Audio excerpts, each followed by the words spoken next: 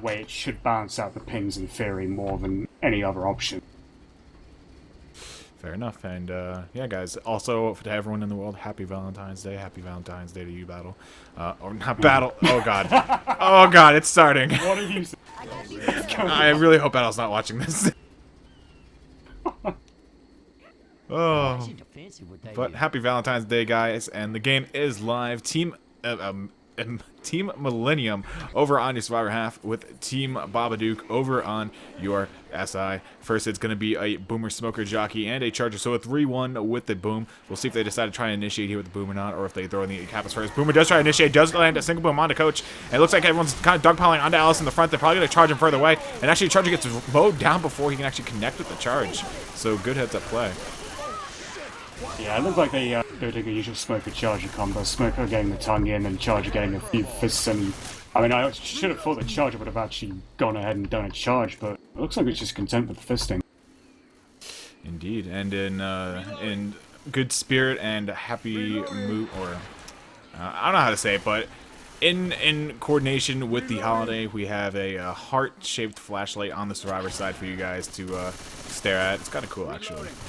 So that will be the little Easter egg for today, I assume. But another attack coming in here, though. Boomer and Hunter making some noise here. Hunter's pouncing on the hillside, and Boomer also behind the campfire or the burn barrel up ahead.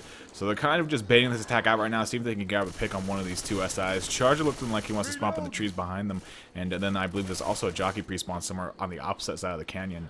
So we'll see how well immunity, or not immunity, I want to say immunity, but Team Millennium actually can shut down this attack or not.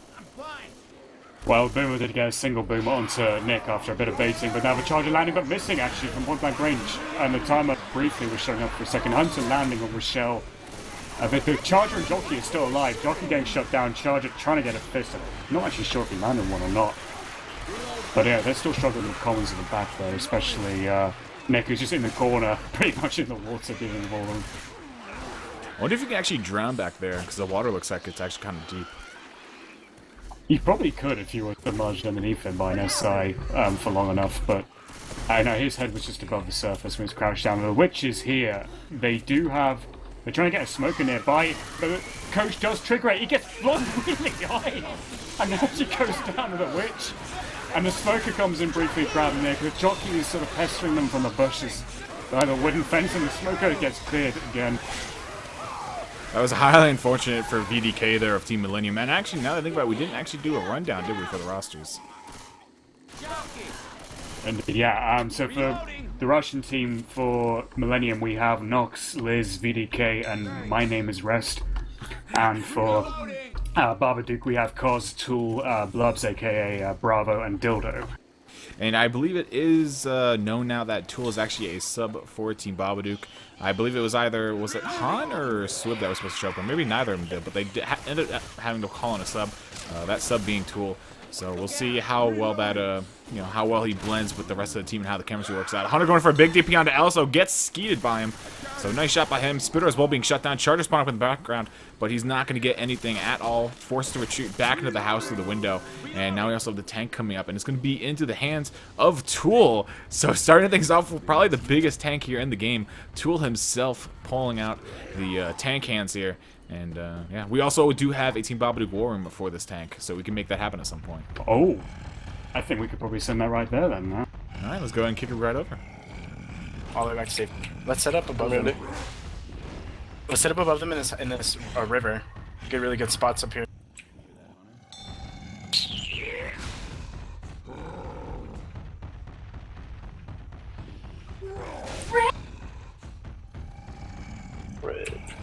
I'm ready. Go now?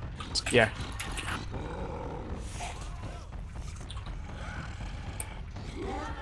Spawn in front.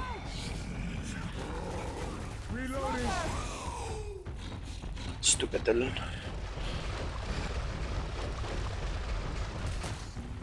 Go to the right, go to the right. Up the mountain. There's also no water slowdown, remember that? Go to the right, you know where? He has to keep sight on Good. him. Just going, Tool. Keep sight and going. Zero fear, Tool! I'm not gonna make it. Did that one. One's in the safe. Okay. Oh, they're in the safe room. So many AI. Sick map! This faggoty ass shit over here. Oh well. Should go. Up it. It's not even in yet.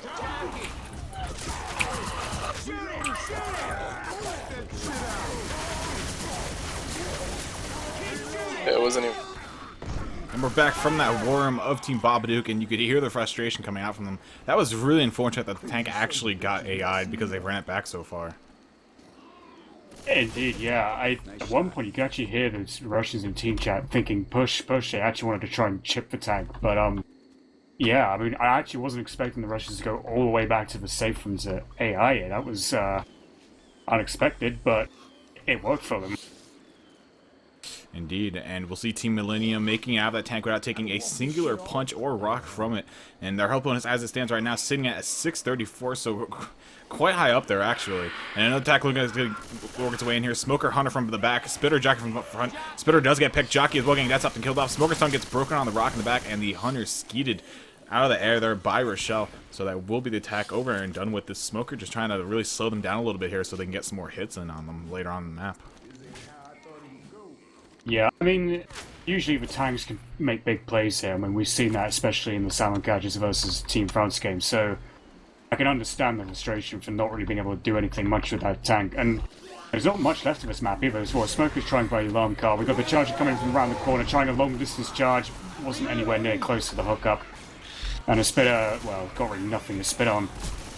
But yeah, I mean, the safe room is literally only about 2, maybe 3 attacks at most away from where the survivors are now, and got quite a considerable bonus for this first map. Yeah, so we're gonna have to see some big hits come out from Team Babadook here if they want to really break down that health bonus, because once again they're still sitting above a 600 health bonus, and that's really nothing to scoff at. That's quite a large number for this map, and with really the only incap coming out by that botched witch, unfortunately. So that's kind of a testament right now to you know, Team Millennium's survivor play. They've been doing really well. All the damage besides that. This will be a death charge. This will most likely be a death charge if they actually takes him off the cliff here. And actually, no, he missed it. Whoa. He missed a death charge. He brought them over the wrong side of the fence. Or cause she angled it to the left slightly instead of the right, she would have got the death charge. But oh my goodness. That's really unfortunate. The fence, for you wondering, is actually right here, and Kaz landed on the fence and slid off to the right side of it. I mean, she had all the time in the world too. If she just angled it better, it would have been an instant death on it. So Nox being saved by, you know, the misplay of Team Babadook there. Yeah, I mean, they did get a full incap, so that does help a little bit, but Coach actually didn't get touched after he got down by the incap of the Witch, so their DB was pretty much almost full. I mean, you get the DB down, you lower that by basically targeting the temp health from the team. It's to prevent too much sponging, essentially. Listen up, everybody. Yeah, that's just incredibly unfortunate. I really thought that was going to be a death charge. I mean, just the separation that they had on the survivor and the amount of time they had to actually line it all up, it was an abundance of both. I'm really perplexed as to how they missed that. Like, maybe she just didn't know it was a death charge. Maybe she didn't know that she was still in range of it and could actually still get it. There's a lot of possibilities, but I mean, that's something that you really can't just let go. Like, that's something you have to land, because that's still, as they walked in with a 464 health bonus, that's still quite large. And once again, that is with 2 incaps now, so it's starting to get down to the normal, or normality range, I should say. But still. I mean, regardless, though, we are going live here with the second half, guys. Thank you very much for tuning in yet again. You were watching Team Millennium from Russia going off against Team Babadook from NA. Boomer dropping for the initiation, not going to find it. Smoker does find Alice, though. Charger walks and gets one punch on him. Grabs, almost grabs the charge, but the jockey intercepting it, and then Charger getting railed down there. So, actually, Tool got destroyed there somehow. How did he take so much damage from that charge? Wasn't it just one punch? I don't know, it looked like he may have landed a punch, but it was jockey as well riding him. Essentially every SI tried going onto Tool. I mean, it does make sense, I guess, because Tool is probably one of the stronger NA players that we've seen in this scene for quite a long time. And he's been around, once again, since the days of Scavenge, back when it was still competitive. So he has a lot of history in of himself. And his team history as well definitely shows testament to how strong of a player he is. Indeed. And we got a Hunter up on the left looking for that DP. We got a Boomer primed up above as well, directly above where Dildo is. And he's coming in for the rocket. He's going to land against a proxy on the Dildo. We got a Hunter coming in trying to get... sorry, there's a Charger as well at the back and a smoke on the Dildo at the back.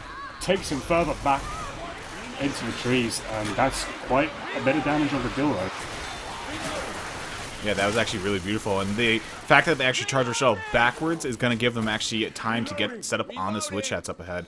They should have spawns up just in the nick of time, and there we go with the jockey actually already getting a spawn. Nox next up with 1 second left. He'll be a spitter, and now we have 4 seconds left on the out 2 spawn timer, so really good play by them, causing the Stars to back up a little bit and give them that little bit extra distance and time to actually get set up with the spawns. So they will have a full hit up here for this witch, and that can either be a good thing or a bad thing. Yeah, there's a jockey hiding in the bushes of Spitter aggravating that witch. Boomer actually did get one onto Coach, and Charger takes Nick further forward into Spit. This is still a good attack. I think they just got bored of waiting for the witch, but the jockey is still there. Prime, it has been triggered. Who was it? Was it Nick?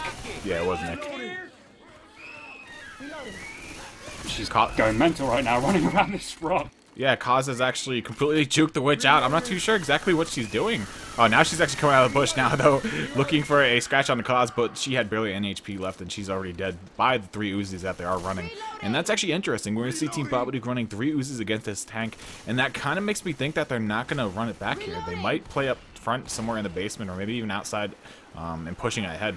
Even if they, I mean, yeah, that is interesting, because they haven't found a scout yet. Did Millennium pick one up?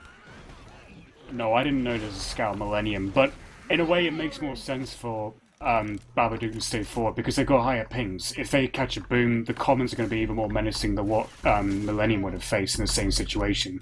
So it doesn't actually surprise me that they're looking for more full frontal damage, probably trying to rail the tank as much as they can without having to backtrack and take more attack. Yeah, but actually, that doesn't make more sense. I guess, as you mentioned, the scope is actually much less useful on their side, just because of the ping differential. So we will be seeing them keep with the primary guns of shotguns and Uzis, not bringing the scope into play, or as of just yet. Maybe sometime later on, if the opportunity presents itself and it's a different tank position, they might break it out. But as of right now, they don't see the real need to. And yeah, I mean, as it stands right now, they have good health. They've eaten quite a few attacks, but they are maintaining quite well. Nice Boomer going in, landing on one proxy on another. Kaz gets 1 punch, 2 punch, and taken way back. Hunter intercepting onto Ellis as well, and that's going to be an in-cap on the Kaz easily. And yeah, with the 4th pound going out, Kaz takes an in-cap, and now they have to drop back across this little opening here. And Liz throwing out the good job there to his or her team. I actually don't know if Liz is a guy or girl. I'm assuming they're all guys.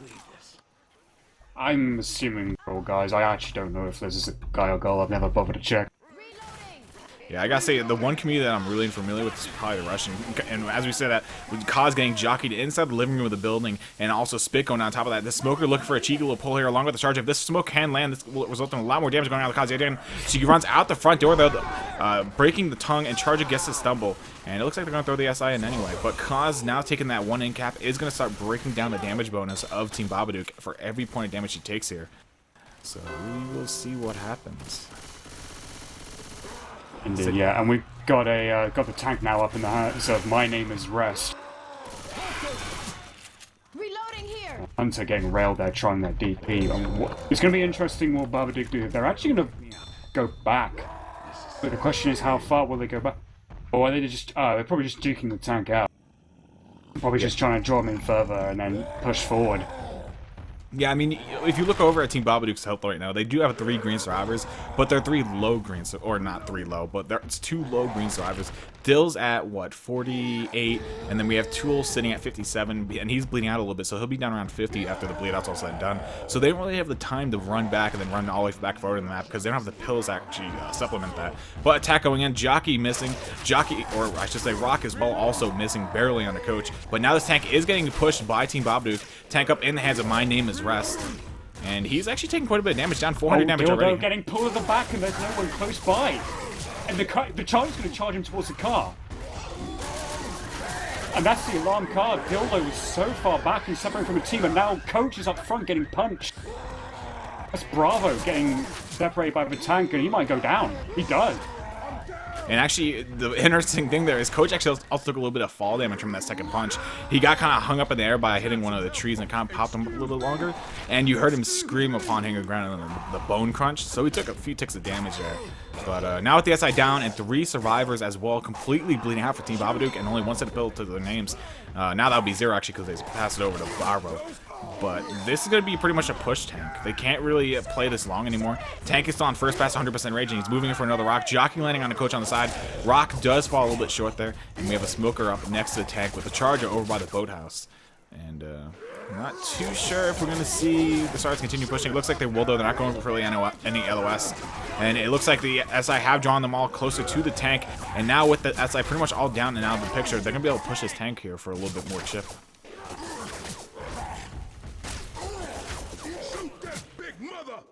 Yeah, well, the tank is just trying to sit there patiently and, like, soak up any chip that he can. Punching Ellis now, who was pulled by the smoker, and there's down in the corner of that tank, hidden in the tree.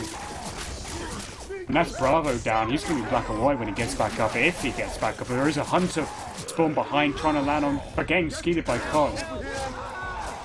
And Dildo, I don't think Dildo's got any ammo. He's just holding out his frying pan. Maybe that's why he got pulled earlier on. Possibly, and that's actually a really dangerous makeshift corner over there where 2 of the Stars got hung up. There's a bunch of trees there that actually cause a perfect corner with the mountainside right behind them.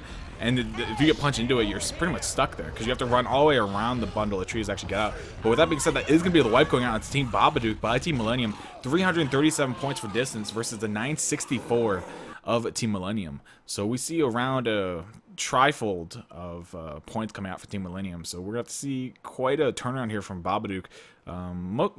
More than not on their SI, in my opinion, because it seems like their SI was really lacking besides the Witch. I mean, the tank was also kind of AI'd, but I feel like their SI was really the weak point in that half, at least. I feel like the survival play wasn't too bad. It was just the tank play was really iffy.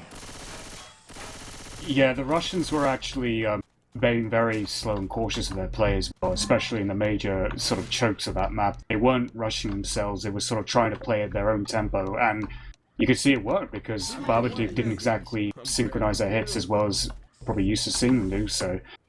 But nevertheless, I mean, it's just one map. There's this and the rest of the game, and of course another return leg to go. But we've got a hunter landing onto Nick at the front with the Spitter coming behind a charger and Jockey both landing. Spitter actually going down onto Coach. He's out of it quickly, but that's actually some decent damage on VDK. Indeed, Liz going in with the heart flashlight does land the crown on the Witch. Once again, there are no points added to the score since this is equilibrium. So we'll see the nice clear there on the Witch. And yeah, Liz leading the way right now. Actually, he still has 100 HP, so I think he may want to follow back here. He will do. There is a hunter pre-spawner backwards. Tool sort of creating a bit of a distraction. There is a smoker, Jockey, and a boomer as well. Boomer coming from the front, getting popped. You got to time the SI hit right. It's not what they did properly in the first map, but we've got a hunter landing. Jockey trying to scratch. Smoker landing as well. Yeah, they were trying to circle the survivors, distract them one by one, but the hit itself came in one by one and didn't really pan out for Babadook. Indeed. So we will see tank coming up at 58% of the way through the map here, which should be before the event. It might actually be right over this fallen tree here, if I'm not mistaken. Please don't make me a liar. Maybe bus? Maybe bus? Give me the bus. Come on. You can do it. Okay. Might be the bus. Or not. The game just like messing with. Oh, it's kind of take a trailer. But whatever. Tank up in the hands of Dildo for Team Babadook. Smoker and Charger look to make something happen here in the back. The survivors begin their long retreat back to the safe room. And this could also result in another AI tank, unfortunately. The thing about this map is it's not really that hard to go backwards. It's you know, what you give up going backwards is that you have to actually, you know, obviously make your way back through the map. You have to take the SI attacks over again. But the starting areas are just really so safe. There's not really anything that you have to really worry about once you get to those areas. So a lot of teams opt, you know, risk taking those extra hits on the way back to actually just make it back to a safe area where there's a lack of hittables. And, you know, it's just, once again, an easier place to take the tank. Indeed. Although Dill in this case is still on first pass. I mean, he is losing frustration slightly, but I don't think he's going to have the same issue that Tool had. He's getting the van and whacking it pretty nicely. I'm wondering if we should actually take this into a Babadook war room. Yeah, we can go and kick it right over. Interesting fact, though, you can actually fit that van inside of the double doors here. So let's. No, he's not gonna. Let's go kick it over right quick.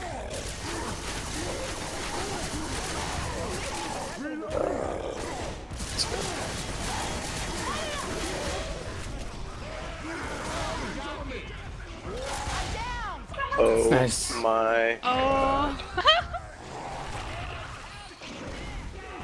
Easy as fuck.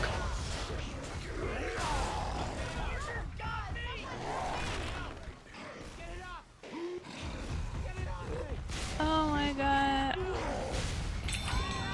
And we're back from that worm of Team Babadook. They were so mellow about that. You don't understand. Like, they were like, nice, easy as F.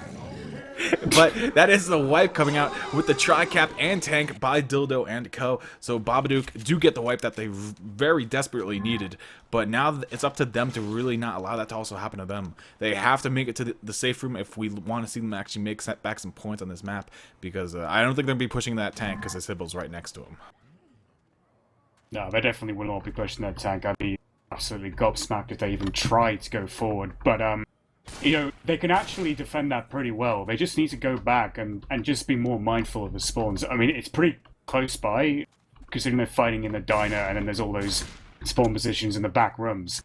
But as long as they clear each other quick, they can at least survive that tank and make more distance. And if they make it out with a good bonus, they can tackle the rest of the event and the rest of the map, and then maybe make it in with a better bonus at the end. It's not going to be easy with their higher pings, especially rushing the event. But it's still certainly doable, especially for Babadook. Yeah, I mean, they'll probably hit a couple. No, they'll probably hit one hit on the way back on the run. But yeah, definitely the safest spot to actually take this is the safe room area, because if they try and push up ahead, once again the tank spawns right by the police car and the other car, which I believe are both hittables. So you kind of want to stay out of that area. It's right before the event, so they don't really have that many options as to where they want to go, or can go at least safely. So safe room it will be for them as well, I'm assuming, unless they can surprise us with some, you know, some area that we haven't thought of yet. But we're still waiting on one more player here for Team Babadook to ready up, that being Tool, and maybe he's channeling his inner power, and he's going to unleash it here on this round. So we're also waiting on My Name is Rest and Liz now. They've both unreadied for some particular reason. It's all yeah. But I mean, actually an interesting point that I just remembered is that Bravo, Dill, and Tool, I think they all have already played this campaign numerous times in the past. I believe they actually played this in CCT2. Is that right? I think they reached the grand final of that tournament, and Detour Ahead was probably the first tournament in which it was the first campaign. CCT2 was the first tournament in which this campaign appeared originally, so I feel they're actually pretty experienced at this one. I believe you are correct with that. CCT2, I think I barely followed. Actually, no, I came in. Didn't I start casting during the end of CCT2? Or was it CCT3? It was remember, winter actually. of. It was January of 2014. I think CCT2 was 2013. Before that, like sort of April, May 2013, maybe. And then you guys had another CCT, I'm guessing, that winter? Possibly, although CCT3 might have been later than that. I think, didn't you sort of come around and about watch L4D, or was that? Yeah, right somewhere around that before. time? Yeah, right before Watch Left 4 Dead tournament. Yeah, so that's probably it. Yeah, I'm pretty certain CCT3 was going back almost 3 years ago now. Didn't feel that long ago at all. Yeah, it's actually been, because I've been streaming. My first cast or actual stream that I did was January of 2014, so it just passed 2 years for me. Yeah, I mean, it's frightening to think how old this game is, and then you consider how long. I mean, you and I both are sort of like veterans in the scene. You know, we've been sort of covering it and seeing things going on for ages and ages. You know, I made my entry in like January/February 2010, and I just can't believe it. It's been 6 years already since that point. Yeah, that's nuts. I remember the summer of Left 4 Dead 1. It came out in November something, 28th I think it was, when Left 4 Dead 1 released. And then I came around the competitive scene in like, what was it, May of that year. And then Left 4 Dead 2 came out that fall. Yeah, it's gone back a very long time. Yeah, that's 6+ years. It's nuts how long some of us have been around. But yeah, so we are still waiting on Tool to ready up. I'm assuming he had to go to the bathroom or something. And yeah, so we're just gonna keep snowballing here. Obviously, you guys can see what the first attack is. It's gonna be a Hunter Charger Jockey and a Spitter, same as the last half initiating attack. So we'll see if they can make some good damage happen, or if it's gonna fall flat on its face by the hands of Team Babadook. And yeah, this really just comes out. Oh, with that being said, we're going live, so we're about to find out. Right, first attack, Hunter, Spitter, Jockey, and a Charger. They've got a Hunter pre-spawn on the left, clawing down all the doors. So it doesn't look like the Babadook's going to be able to use doors to their advantage here. We've got a Charger spawn behind and a Jockey as well. Hunter landing, Charger going to try and land, but missing completely. The Spit can't really do anything with that. Indeed, so a pretty nice shutdown there by Team Babadook. If they were counting spawns, they would know that all 4 of the SI have gone in. And Alice actually getting stuck on the side of the pickup. Does finally make it over, but Dill's going to go for the crown now. And easily taken, so there's the Witch out of the way. And yeah, they took that first hit pretty much as good as you could. Just a little bit of spit damage really going out along with the Hunter that landed. But everything else getting shut down, so we will see them push their way up towards the tank. Probably going to hit 1 or 2 more attacks before that tank actually comes up. And here goes the first of those 2. Hunter makes his way in. He does latch on a Nick. Jockey as well, clawing at Alice's face. And the Smoker grabs a pull onto Nick. The tongue went right past Coach and latched on Nick instead. So that's going to be a nice spurt of damage there. Blub's taking a bit of damage from that hit. Actually, more than a bit. He probably took around 30 damage from that hit alone. So he's going to be sitting in the 50 HP range now. And after a quick pit stop in that side house, Survivors will continue the way through the map here. Going to encounter the second attack. And then they will be able to get this tank up. We've got a boom up front, getting a proxy onto Coach. We've got a Charger as well as a Smoker and a Hunter waiting. Sorry, that was a Spitter, not a Hunter. But the Charger and Spit does land onto the shell. And that's still going to take quite a significant amount of damage with the Hunter landing onto Nick. And they're having trouble clearing at point blank range. They need 2 shots to clear the Hunter. Indeed. So they're going to keep pushing the way up here. Dill once again taking a big chunk of damage out of his HP from that hit. So he's going to drop around another 20-25 HP. And he's going to be sitting at 55 HP for the retreat here in this tank that is being held by VDK, Millennium. And we'll see if they can negate these attacks on the way back. Boomer does actually manage to land on the Coach in the backfield, though. And so they have to shut this down a little bit better than this, or the tank's going to be able to make some nice distance here covering it. And actually, Charger landing on the Cottage here, and Tank's going to go ahead and toss a rock towards the survivor. So it goes over the back of that truck, but not going to land. Yeah, it looked a little bit like that Jockey was just waiting for one person to be separated, but Dill, I think, actually had a bit of a smart play there. He sort of saw it coming, decided to jump in case the person next to him, I think it was Tool, actually got capped. And so in jumping, he avoided being stumbled by the Jockey and was able to do an instantaneous clear. Very nicely played. And yeah, so this tank's going to start working in the hittables area. Boomer does land onto Rochelle, and that's probably going to cause a commit here by this tank with that horde. He's also moving in the van. He's going to try and get this in the door, isn't he? He can actually get this in. He's going to try. If he hits the front, he has to hit the front right side. Oh no, he actually brings it back outside, hits it towards Rochelle. She gets back in the window. He actually misses the hit on the truck, but now they have kind of Nick separated. He does kill the Hunter, although wow. This tank is in a very bad place right now. 4,300 HP left. He still has his cop car here. He does have the cop car. Oh, still didn't reach him. This tank is actually quite a bit of trouble now. He's been flanked by the survivors. This tank's dead. Ripping into him with the shotguns. But this is exactly what Babadook needs. He needed this sort of play, and they're going to harass him. This tank is all out of options now, except for that one car. His former shelter, his only weapon right now. They've got a Smoker trying to pull. He actually can't dislodge the car. The car's actually stuck. Now it's finally out. Tank's down to 600 HP. Hunter, Hunter, Smoker gets self-cleared by the car. And that will be a dead tank. Not really self-clear, but the tank clearing the smoke off the survivor. If he waited one more second for that smoke to keep pulling that survivor, they would have gotten the in cap. But I guess they still do get one onto Blubs, as they put out a little bit of FF to put him down so that he can get a little bit more HP before he pops those set of pills. But now Blub's taking the end cap, that's going to allow for the damage bonus to start ticking down here. But still, a decent tank, had some good SI damage going out, but definitely not what they were looking for. That is a huge advantage to Babadook, temporarily at least. They've got to be able to sort of make the event and then reach the safe room to make it really count. There is a Hunter on the left, as well as a Jockey, both trying to come over the truck with a Charger and Spitter waiting on the front as well. They're just pacing themselves, both teams. Hunter's out of it getting skeeted eventually. Jockey gets killed as well. Charger and Spitter, I imagine they're probably going to want to save for the next attack. It'll be a bit of a waste trying to go on their own here in this area.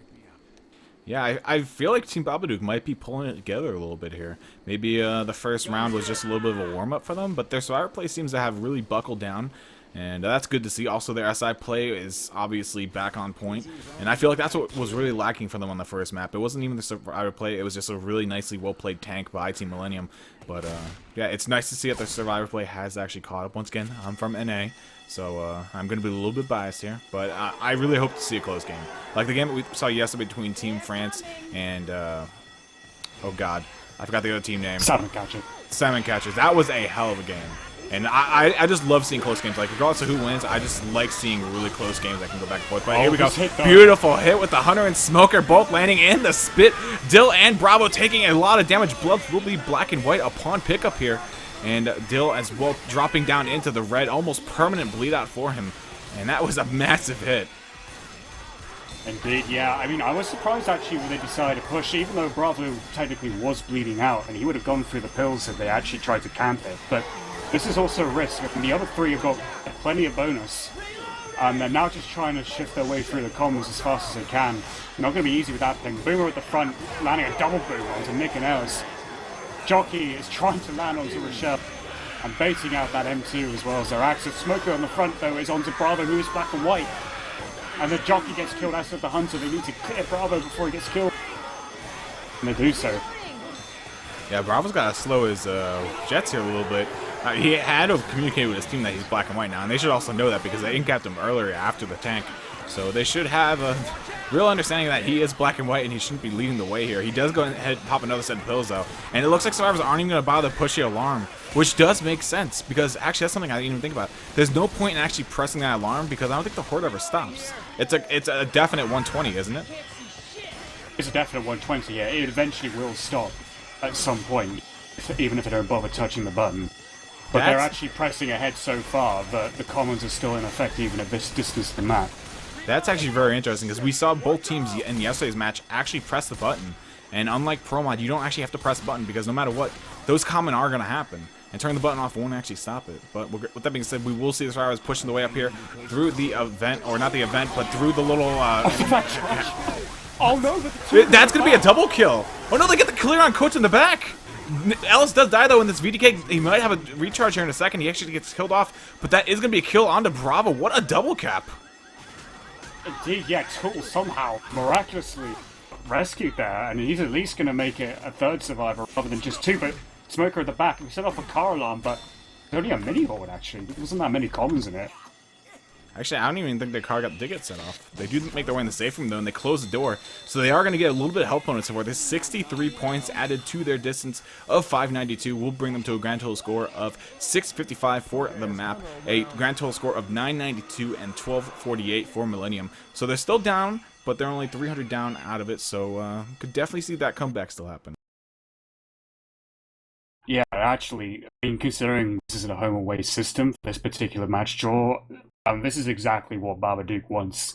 Like, they don't necessarily have to win this particular match, because they will play another game on the New York server. But, I mean, to keep it this close, essentially, is a major boon for any team playing away. Just means they don't have as much to do on their return game. You know, the pressure just mounts ever more on what will be the away team, Millennium, on the New York server. So the way Babadook are playing this now, I mean, they can pretty much keep it up. And who knows, they might even grab a surprise win. I mean, the points are still pretty close. Yeah, I mean, that's really any away team's real goal going into that first map. If you're the away team, your whole goal is just to keep it close. And if you're the home team... Wait, did I say that wrong? If you're the away team, your whole job is just to keep that score distance close, or even pull out a win in it very slightly. And as the home right. team, you just want to blow everything away. Like, you want to come out like 1,000 points ahead on your home server. Like, you want to start off on good foot. You want to give yourself that 1,000 point buffer. But we'll see what the end result will be. As it stands right now, if the game were to end right now, 300 points, not that big of a deal. I think Babadook should be pretty proud of that. But we'll see if they can actually claw it back, or if Team Millennium's just going to turn on the Jets again and just wreak havoc all over Babadook like they did on map 1.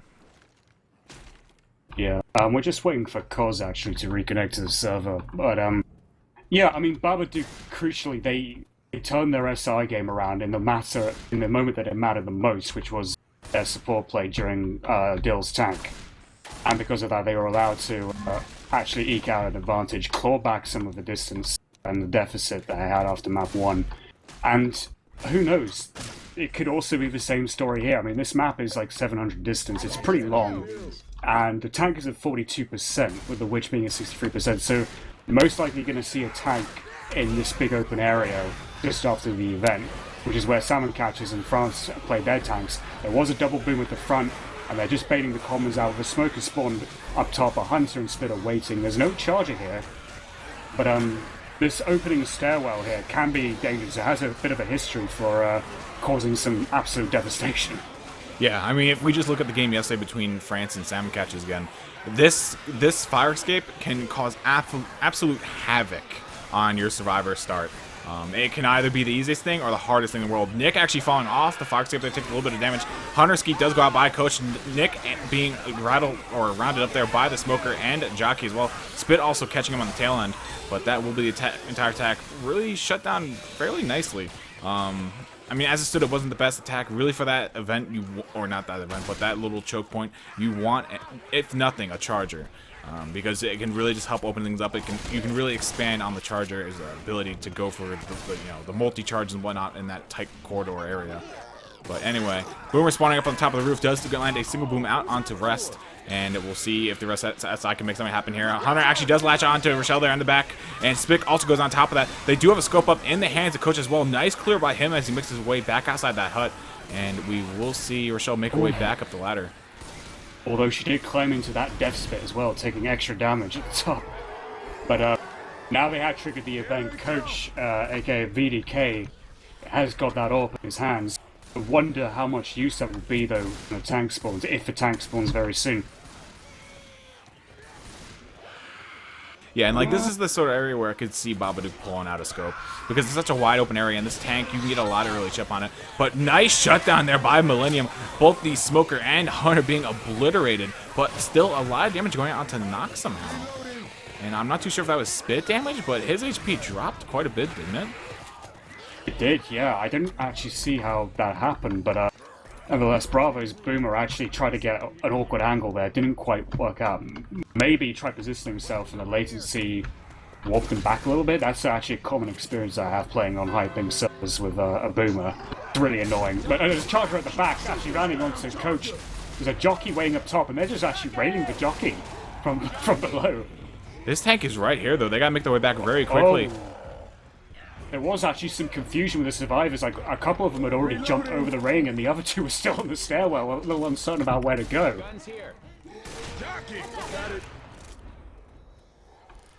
They do kill that jockey. This tank is trying to curve his rocks around. He's going for a real Hail Mary rock here, but nowhere close to landing the survivor. And again, another Hail Mary curve rock, but it gets skewed. Yeah, this is actually cause of a rock. Reloading! Indeed. So we will see the tank up in the hands of Constant 14 Babadook, just really trying to throw some curve rocks around this wall without taking too much initial damage here. She does make her way over to the car here. And this area, once again, there's a lot of open roofs for the SI to get up on, and actually that car's in a really good position. Ricochet almost landed on Rochelle's nose as well. She just backed away the last second. Oh, a nice Ricochet does eventually reach Rochelle though. And Kaz is going to run this in and gets a punch onto Nick. Sorry, Ellis, but this Hunter got scared. There's a charger trying to land, but doesn't land onto Nick, and there's a smoke on Coach. This is going to be the wipe. Except no, Ellis gets the clear on Nick from that Hunter. And as is going to get the clear onto Coach as well. But Cos is just going to guarantee this kill onto Rochelle. Indeed, that core! That almost clipped both Ellis and Nick. Another curve rock coming out. This is probably a dead tank now, though. It actually does have one more punch onto Coach. Down to 300 HP. Jockey latching on to Ellis here. Another curve rock getting skeeted, though, by the hands of Ellis. And he's down to 300 HP. Boomer spawning up on the nice border. Actually, that car almost whacking VDK there with the op. And this Cos tank is just wreaking havoc. Look at what is left of Team Millennium. Charger goes in for the end cap on the Nox here. VDK and Rest both with barely any HP left, both almost completely bleeding out as well. And what a tank. Absolutely. And if I was putting out a spec chat, it would have been a wipe if Cos' tank didn't get juked by Ellis 3 times by My Name is Rest. But, I mean, nevertheless, that's still a great result. I mean, one's dead, the other 3 are actually almost no perm remaining whatsoever. They're actually close to death. Dill has actually crashed, but Cos's Hunter is ripping chunks out of Nick's body right now. Sorry, Coach's body. Nick is about to die, and that is the case. He is dead. There's only 2 remaining, and they're too far behind to make extra distance points, so it's only a mere formality that they're going to get wiped. Indeed, so VDK and Rest, the last 2 remaining survivors. Charger does go in, lands a singular punch onto VDK. Spitter getting picked out of there, though, by VDK. So nice turnaround on that play there by the SI. And this Smoker looking to make something happen. He gets shot in the face, though, by that scout of Coach yet again. And Coach not giving up as of just yet. But I don't even think they're going to make any distance back. I'd find it hard to believe if they even make it back to where they triggered the tank. No, I don't think they're going to make extra distance. It's like... it'll be 1 or 2 more attacks probably before they start making distance, and only 2 of them, no spec pills. Boomer landing at the front, Spitter at the front as well. Coach taking a little bit of spit damage. They just really need a charger to give them both a good fisting, and that'll be that. The Smoker at the front though, pulling Ellis, and he couldn't clear himself. Hunter's sort of coming at the front, and at the back, and actually getting a couple of scratches onto Coach. But they have 2 more spawns coming up though, a Jockey and a Charger. This should be the end. And actually the Commons are going to end it before they even get in there. Yeah, one little ninja common walking up behind Coach, grabbing that little slap on the back. And that will be the end of the round here for Team Millennium. So they'll make it with 249 distance for this map. That puts them around 505 points ahead of Team Babadook. And that's really not the gap you want for this map, because this map is worth a lot of distance. Albeit it's very hard to get all the distance because there's some major choke points up ahead. I mean, right out of safe, you meet like 3 choke points. But it can definitely be a very rough map. It's not the easiest to not get wiped on, especially with this caliber of play. Once again, we are in the top 16 of the Equilibrium Cup, number 4. It is single elimination, so do or die here. One of these teams will be going home. We are also playing another game after this one with these 2 teams because we are doing a home-away system for this specific match. But Boomer spawning up on the top of the stage from does land a single boom out of Nick. It's a nice separation after the tongue getting cut there. Rochelle also eating the proxy boom, and Ellis dropping down the spit. Hunter latching on Ellis outside the safe from the service. Don't see just yet. They aren't clearing it that quickly. And Blubs, unfortunately, eating around 43 damage, or 40, what was it? Actually, he's down to 55, so he ate 45 HP worth of that Hunter damage. So that's really unfortunate for a start here for Babadook. Yeah, absolutely. I mean, it is a struggle dealing with chokes like that. Was Oka actually pulling Nick back into the corner, and a Jockey coming in a little bit too late. But his Jockey's actually going to go back up top. Or no, he's changing his mind constantly. He wants to go up and then go back down again. But it looks like the SI are going to reposition themselves at the ladder choke where they have a Smoker, Boomer, Spitter, and Jockey. Oh, it's the worst 2-2. But they have got the spit landing. And Nick is actually taking up top.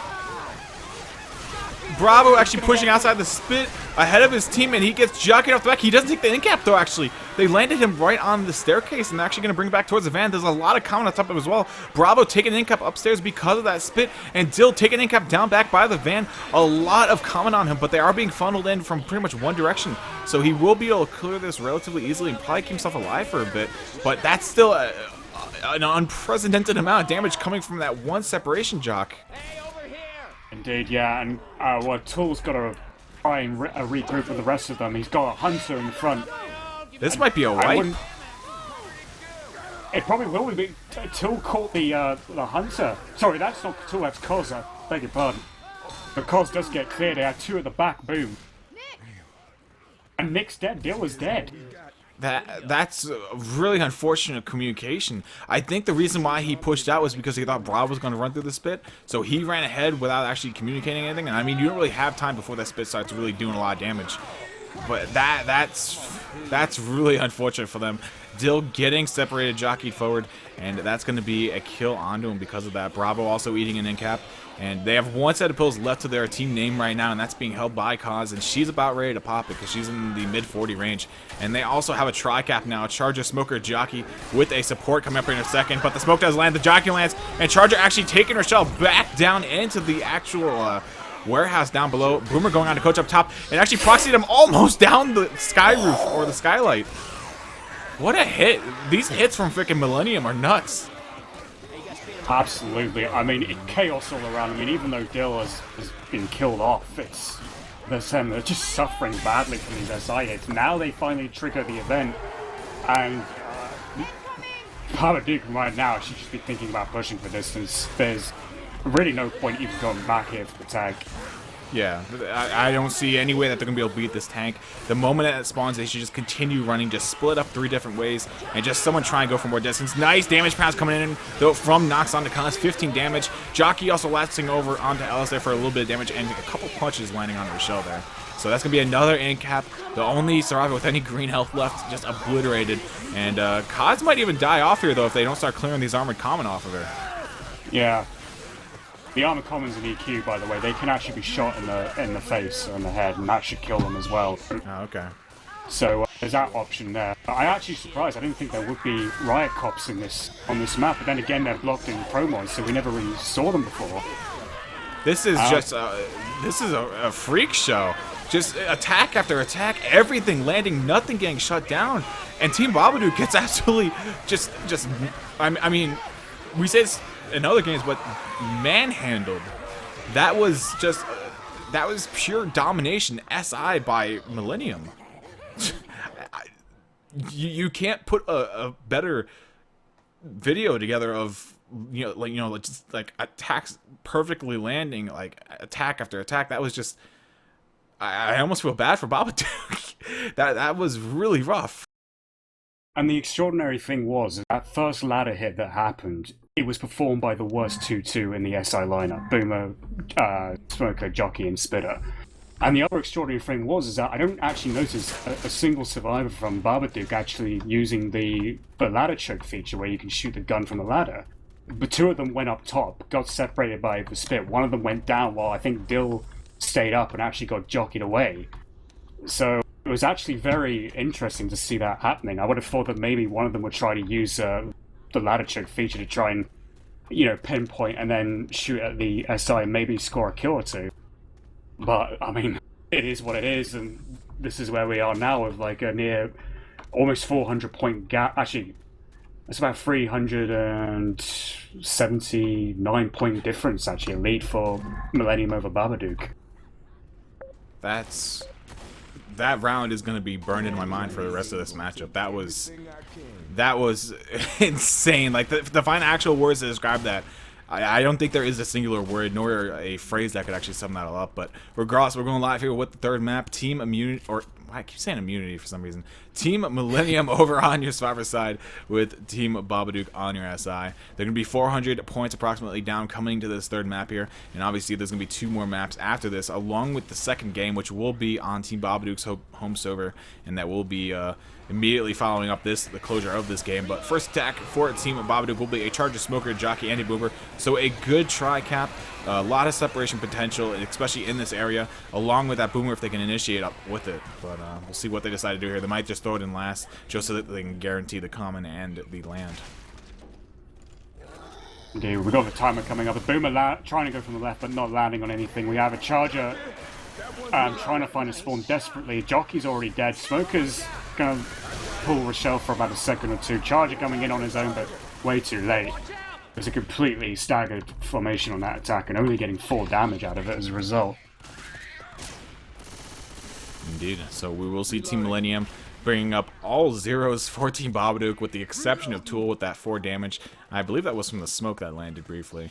But yeah, so we'll see them make their way quickly into the trailer park up ahead here. This, once again, is the map with the all too renowned ladder choke before the train, but it has been nerfed very heavily so that you can't just press spacebar and die. But Boomer going in, landing onto Alice. The Smoker saving himself a little bit longer here, so not dying off just yet. The Jockey look for a latch on the Coach, does land it, also with that proxy back on the Coach and Alice once again. And that will be the end of the attack. A little bit of damage coming out this time, around 20 damage actually, so not too bad. Indeed, yeah. I mean, this is actually very strong showing for survivor points now from Team Millennium. I mean, it is something of an endurance map, and the tank will appear at 87%. So, basically, for any survivor team, they just need to preserve that bonus as long as they possibly can. So, how they handle this event is going to be interesting. Weapons over here. Reloading. Indeed. We do have a Hunter Priest on the back trying to get past him in. Smoker and Charger as well. Smoker pulling briefly onto Rochelle. Charger getting railed down though. Again, another swift shutdown by Team Millennium on Babadook. Yeah, Team Millennium has just really seemed like very solid with their starter play throughout this entire game. It was obviously a little shaky on the second map with that wipe that happened, a tri-cap with the tank by the hands of Dill. But, I mean, that's something you really can't help. The tri-cap just landed so perfectly and in such unison that there was really nothing that they could do.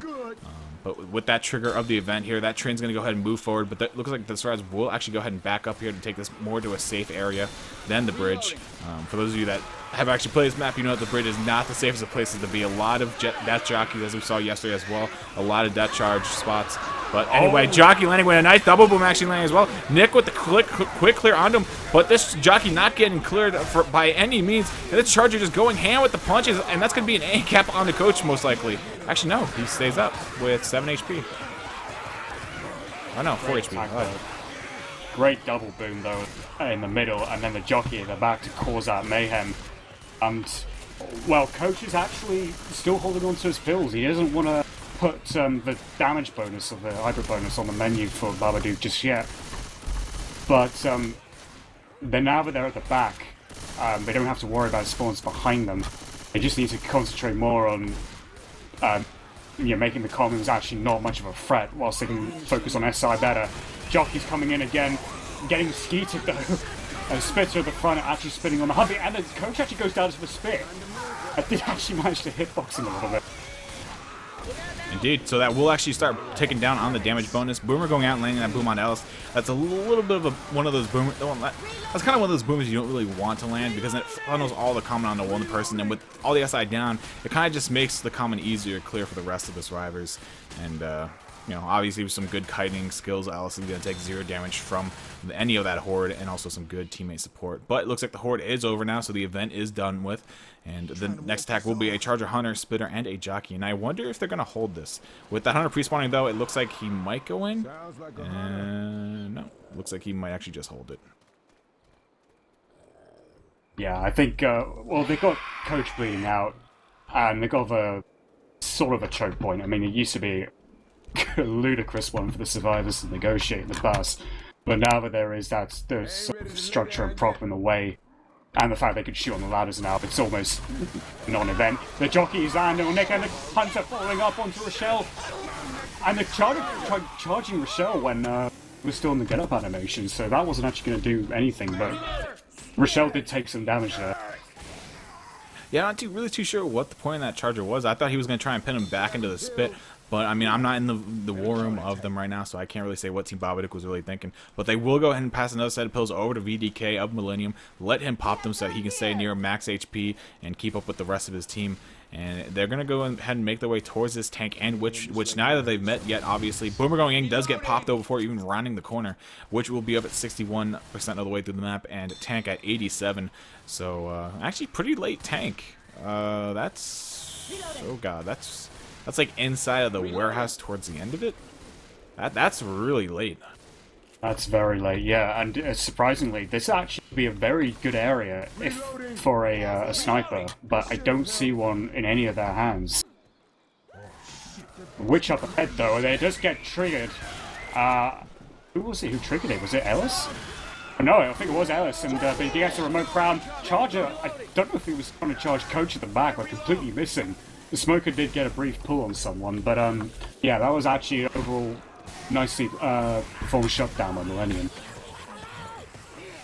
And this game's just really nice to see because the more I'm thinking about it, it's making me realize I don't know when the last time we actually saw a Russian team go off against an NA team.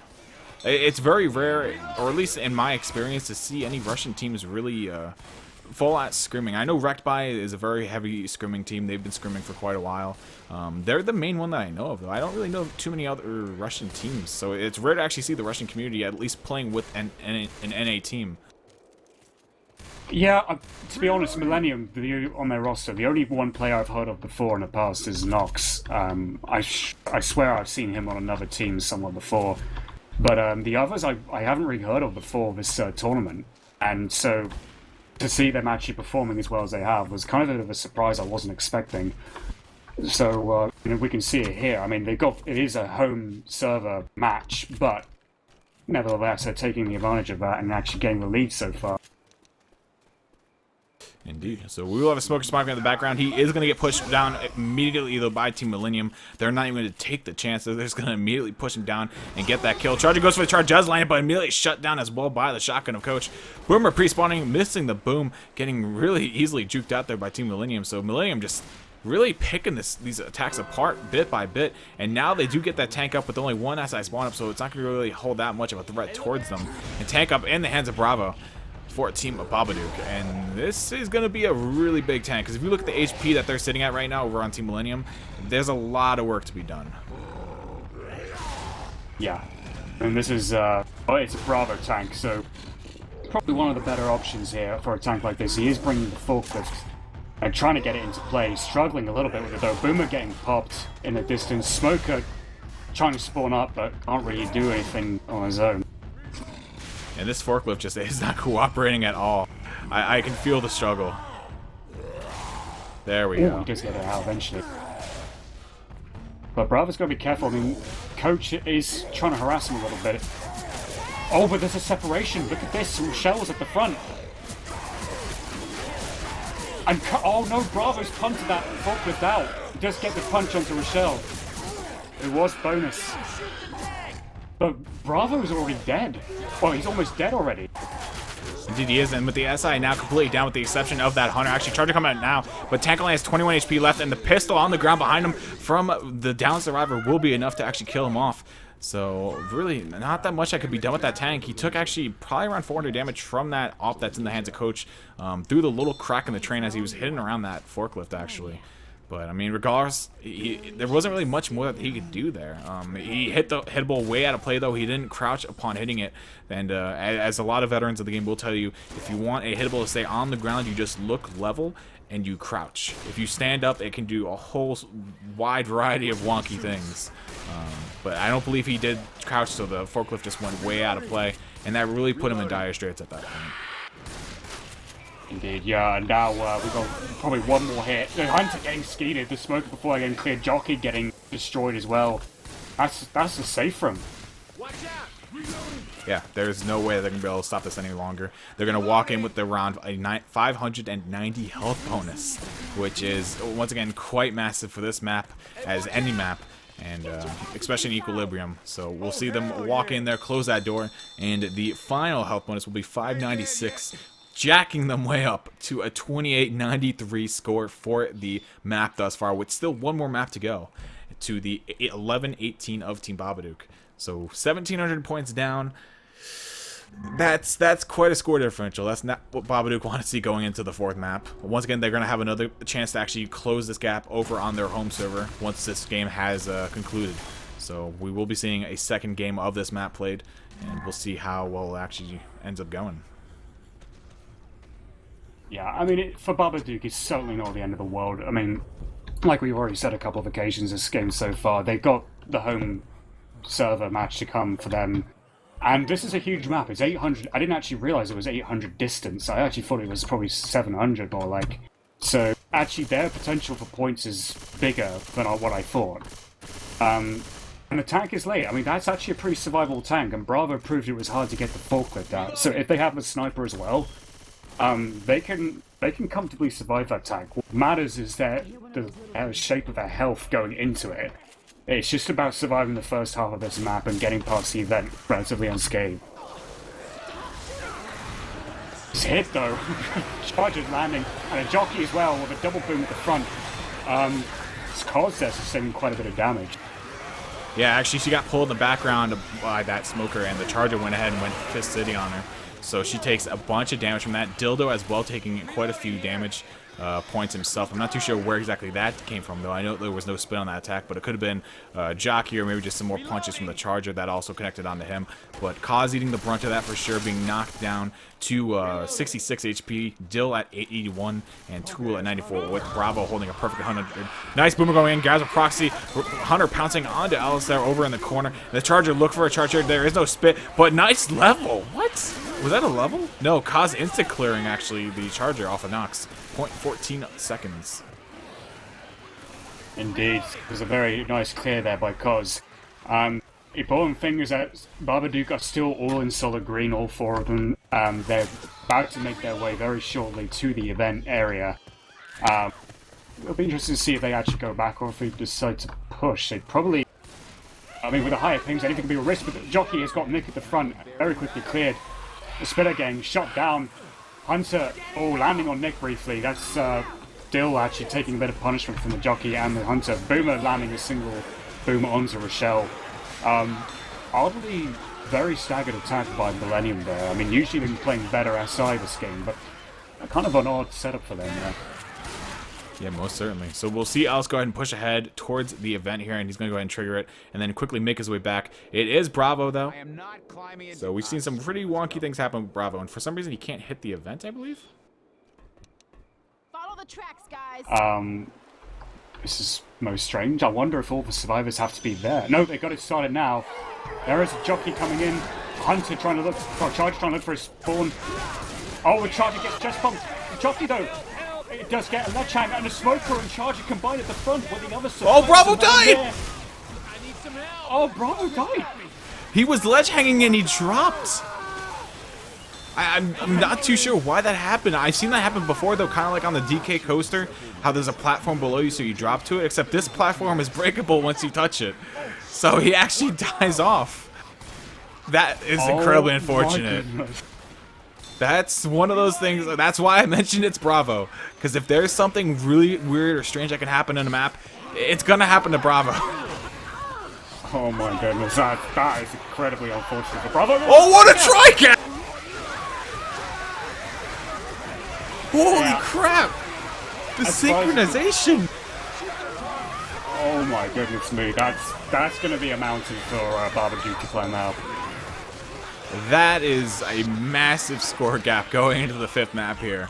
Wow, 1,400 and what, 19 points will be the score line heading into the final map here. So that's definitely Team Babadook not going to win out this server game, but once again, the scores will be combined with the next game's scores as well over on the NA server, which will be Babadook's. But that's still a massive score gap to actually make up. Even though the Russians will have the greater ping, that's still a lot of points. That's not something that's not the score spread that you want to see if you're that away team on the first game. Team Millennium though. Team Millennium are performing really well in this home game of theirs. And now we're on to the finale where it's not easy to make something of this tank. This is actually quite a survivor bias round, I feel, for a finale.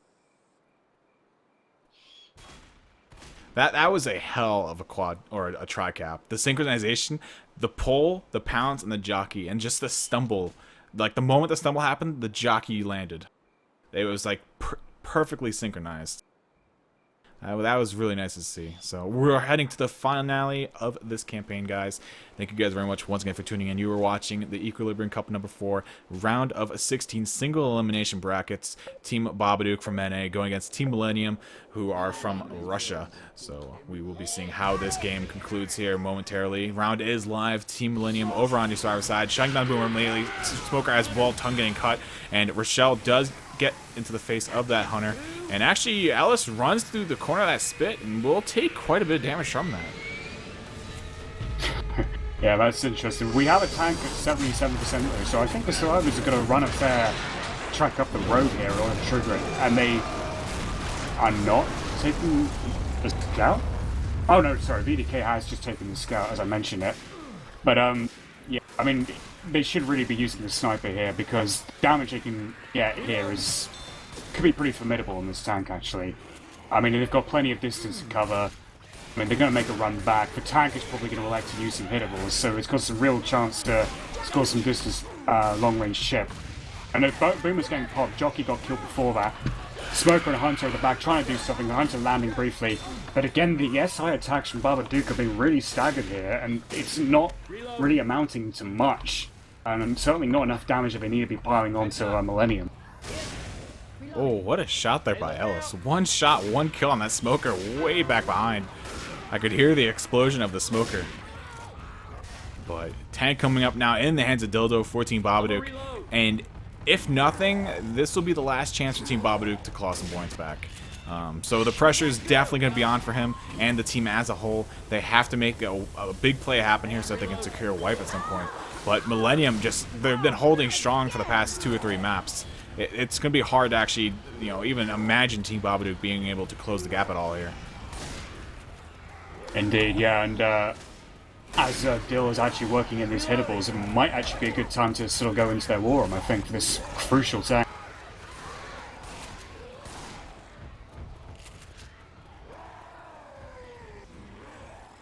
He's got this hittable stuck, though, on the wall. He's trying to get it out of the way. And the other one as well. He's actually worked that one. It was a pretty nice spot. And this one too, but he's getting as many cars as he can in with 3 up the road. But Dill is already on second pass. He hasn't taken any scout ship yet. Yeah, and this could actually be pretty devastating. He's down to 50% rage. If the survivors were to LOS him right now, he would go AI. And I think that might be what they were going to do. No, they're actually still giving him a sight here. But he's taking a lot of chip on the hands of the scout. Already down 1,000 HP. Indeed, yeah, he needs to sort of run in now, try and place the car strategically if he can. So from a much... Oh, missed the punch there on the car. And that's somehow... I assumed there was like an invisible wall on top of that tent. But now Dildo's running in, gets a punch, charge it landing in the distance. And Jockey's trying to go for Coach. And he does indeed land. And there's a car. Oh, that was so close. Unfortunately, that was the car that's not going to be an instant in cap. And now with 2 survivors locked up by Coppers over in the corner, he's going to have an easy time locking up Nick, or at least. Actually, Nick juking him quite a bit, down to 500 HP as Dill gets one more punch on him. This will secure the in cap, and now he could make his way to the car. Rochelle could have probably got the clear, but wasn't enough. And Dill is dead, and Rochelle's the only one still alive, and she just needs to hunt the survivors there. And she is going to try... the Hunter does delay Rochelle there. He's got to go for Ellis, though, because Ellis is almost dead. Yeah, so they're going to go ahead and pick up Ellis now. Now they have to pick up the 2 survivors that are still stuck in the corner here, which can be quite a task in of itself. But with no SI up, actually they do have a Spit, Smoke, and a Boomer now. Spit's going to throw down that delay split, but they will get that second pickup as well in the meantime. So now just one more pickup, and they will be able to continue the way through the map here. And I believe the Horde doesn't start until they move ahead. Let's get you back on your feet. Actually, I can hear the Horde in the distance. They are coming from far, far back, though. Wow. That's really unfortunate. Yeah, it was so close as well. I mean, Dill, he almost had the corner on Rochelle. He just punched a little bit too early. And I think if he was connecting another punch, he probably could have got either Nick, or was it Nick, I think? He could have got Nick down a lot quicker as well. That's incredibly unfortunate. That car was the one that wasn't an end cap. That was one of the ones that do, I think, a tank punch damage, so 24. Indeed, there's a Charger trying to combine on the Smoker, but actually having trouble with those porta potties and the bus that these survivors are using for higher ground. So we will see Team Millennium continue the way through the map here. They have managed to survive a tank, and they still have 1 set of pills left to their names. So we'll see if they can make that helicopter and make it out of here in a timely fashion, and then we'll see what Team Babadook can do on their side. But they're moving way up towards the bridge here. This is where we can see some really big hits happen. There's a lot of potential here for a good jockey to hide under the bridge and kind of juke the survivors around. But we will see. Actually, no jockey. So Hunter, Spitter, and a dead Boomer along with the Smoker. Attack coming in and Smoking shot in the face by the Scout of Ellis. And the attack is completely nullified except for that Hunter who gets shot in the face by Liz on the other side of the trailer. So that will be the attack up and over with. As quick as it began, it is over. And they're going to just keep making headway here distance-wise. Yeah, Babadook actually in this moment have to target the temporary health, probably more than Rochelle's perm, because the DB currently stands at 87%, and the more they actually bleed out, and the more they save their pills, the less DB they have to actually try and deplete from the bonus. So Jockey actually trying to go in and intercept that smoker pool, and the Jockey's landing quite a bit of damage onto Coach. Does get cleared. Charger missing though, and the Boomer getting popped. Yeah, I'm not exactly too sure what that Charger was doing. He was on top of the hood of that truck, and he actually pulled a 180-degree turn and just charged the windshield. So I'm not exactly sure what Bravo was doing there, but we will see Team Millennium coming closer to the helicopter as we can hear the engine starting up for it. They're sitting at a 431 health bonus, and that's still a massive health bonus thus far. As it stands, most of that damage, or most of that health bonus, is coming from their damage bonus. So if they hit anyone besides Rochelle, that bonus percent will drop quite a bit here. And the last attack for the game for Babadook will be coming up. Hunter gets skied out of there, though. Jockey and Smoker both going for Nick. They do land, and Coach also bathing in the spit a little bit there. Smoker getting shot down along with the spitter, and that will be all she wrote for Team Babadook's SI on this server. I think they could just about to score 4K as well if they don't take any additional damage. I mean, the bonus was something like 300. Yeah, we'll 289. I think they're gonna miss it by like what, 12 points? 7? No, 19 points actually. So almost a 4K game coming out here by Team Millennium. Really strong showing.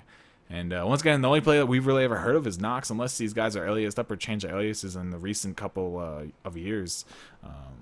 Really, really strong showing here by the Russian team thus far. And now Team Babadook looking to just kind of, you know, close the wounds here a little bit going into their home server. So we'll see if they can do just that, or if it's just going to become even worse. And that point gap, as it stood after Mat 4, was 1,400 points. So they have a lot of work to do to actually close that down to something manageable for the next game.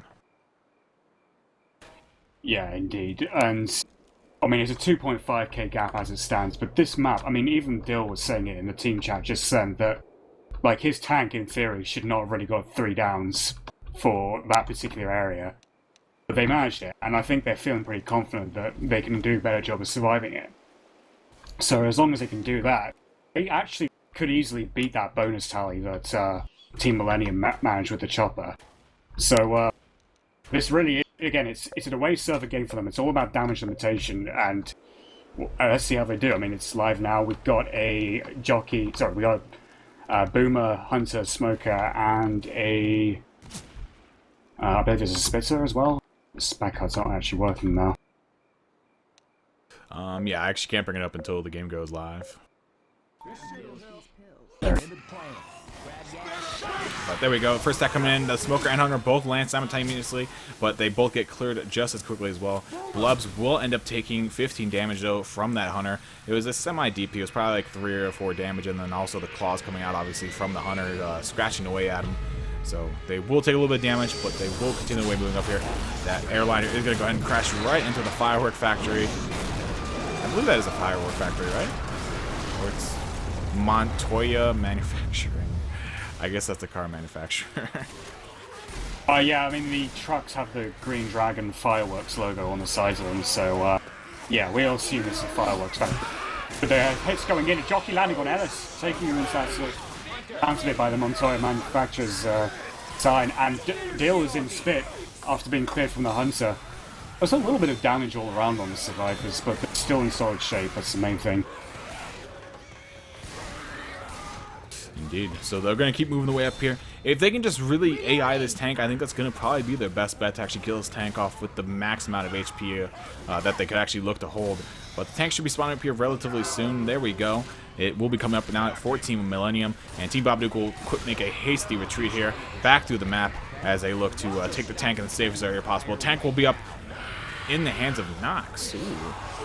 So this could get interesting. Hunter going in along with the Smoker. They both land onto Nick there, just securing the bit of damage that they can get. But the Smoker will get shot down. That car just dropping in front of my camera. And they will go ahead and keep backing up here as Nox keeps working these cars in big, long strides from him with those cars. Oh, that Boomer getting M2'd and popped very nicely by Dill. And we have Actually, is that Bravo? Yeah, that is Bravo with the scout. He's being opportunistic and scoring every little bit of chip he can, landing one shot by one now and then. Nox is having trouble trying to hide. He's already taken a K chip from this far back. Yeah, I mean, Bravo knows that he has to be incredibly aggressive with this scope. They can't really risk or let that tank get those cars in, because some of those, I believe, are in caps. Some of them are, once again, those 24 damage cars, and you don't want to take a chance of, that 50-50 chance of one of them being an end cap, and it just wipes your whole team if it hits you guys. So we will see him down underneath the 5,000 HP range, and he's going to start moving this in. He's on second pass, 20% rage. He might go AI. He's going to go AI. Oh, is he? If Bravo just LOSs him for 1 second. No! Oh, wow! Oh my god! Bravo! He could have made it so much easier for his team. Charger gets cleared though. There's a car nearby. Jockey. Oh, Dill's fucking. Oh, and it's not an in-cap. Yeah, it's gonna be a 24. Oh, cars almost went down. She takes Bills. She will be. She's still standing, and Nox is actually gonna get railed. Tull takes a rock, and he wasn't close enough for that punch, but crucially, for Team Babadook, they are in so much better shape than Team Millennium were after that time. That's one of those things where you could say, oh, if he let the tank go AI, it would have been so much better because those cars would have landed. But at the same time, you don't know what could happen because that SI is gonna, or that tank holder Nox is gonna get another SI spawn, and it could have been completely a southern curve from there. It could just went south incredibly quickly. But regardless, they do manage to take down the tank, and they have a lot of health bonus left to their name. Over a 1,000 health bonus. If they could make the helicopter with this bonus, I think that would undo all of the damage almost. Indeed, yeah. And I actually think, I've seen a few people mentioning in the chat about the cars not in-capping on the finale. I actually think that's been a feature ever since Detour Ahead has been featured in these tournaments, including in Pro Mod as well. Yeah, if I'm correct. I believe the first time that I remember seeing Detour Ahead, the cars were incappables, but it was deemed as way too overpowered, kind of like the Parish 5 finale, because there's just such an abundance of cars that if you get 4 or 5 cars into an area, it's pretty much GG for the survivors. Like, there's no way that they're not going to eat at least one in cap. But Jockey, Charger, and Smoker all working their way in. Charger does manage to land. The Smoker also getting cut down in the back along with the Jockey. But they do get the quick clears onto their teammates. And they're still sitting high. They're still probably on like a 950 health bonus. And yeah, actually a 921 health bonus as it stands right now. So they are moving, and that's quite a large number. Yeah. And this car alarm here is actually irrelevant because there's max number of commons up active anyway during this event, so whether it gets triggered or not really doesn't matter to the survivors. There is a boomer coming up front, getting popped nicely. Tried bunny hopping in, but that wasn't going to work for him. The Jockey's trying to confuse him. They're trying to use this car alarm thinking it will help them, but it's not really going to make a difference. The Jockey gets shut down. Smoker's still got the tongue up. Ellis is going to be left behind. He's got to be careful that Ellis doesn't get pulled, except for Smoker's running back to get the despawn. And there's a spitter up. VDK's a couple seconds away from getting a charger. This is their last attack for Millennium. They're trying to cover all the spawns.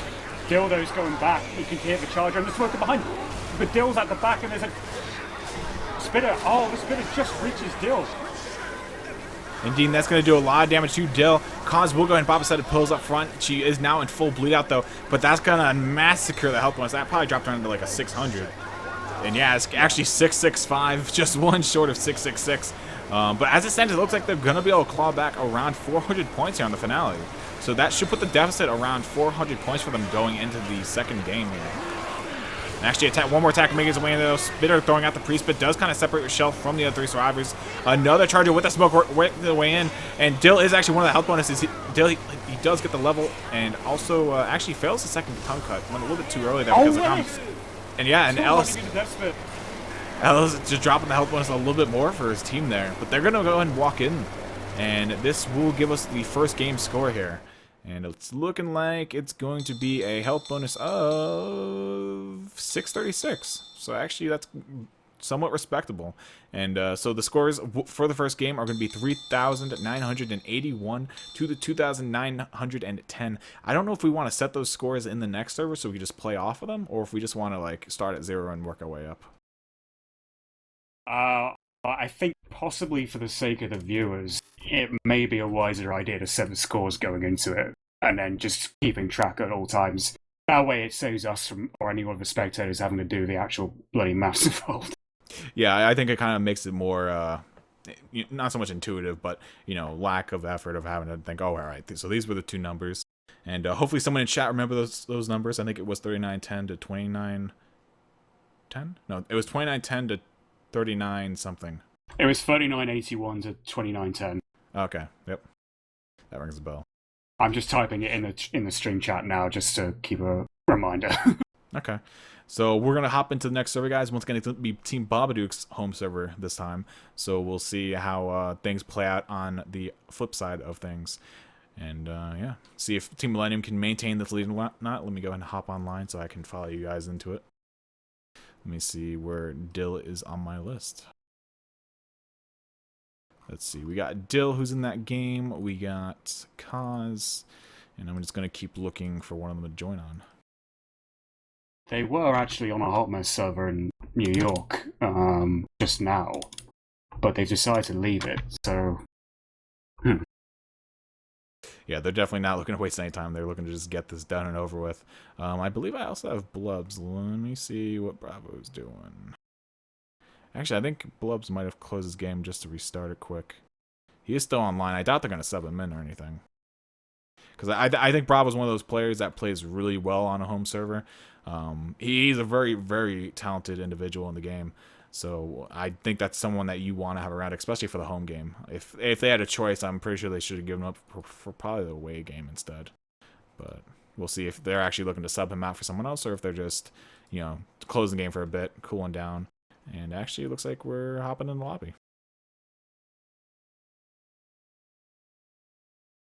So, yeah, while we're just sorting that out, I've actually got my dinner sort of, ready, downstairs, but I will just grab it and come back, in a few minutes. I'll do that in a second, but I'm just trying to make sure they're actually on the server first.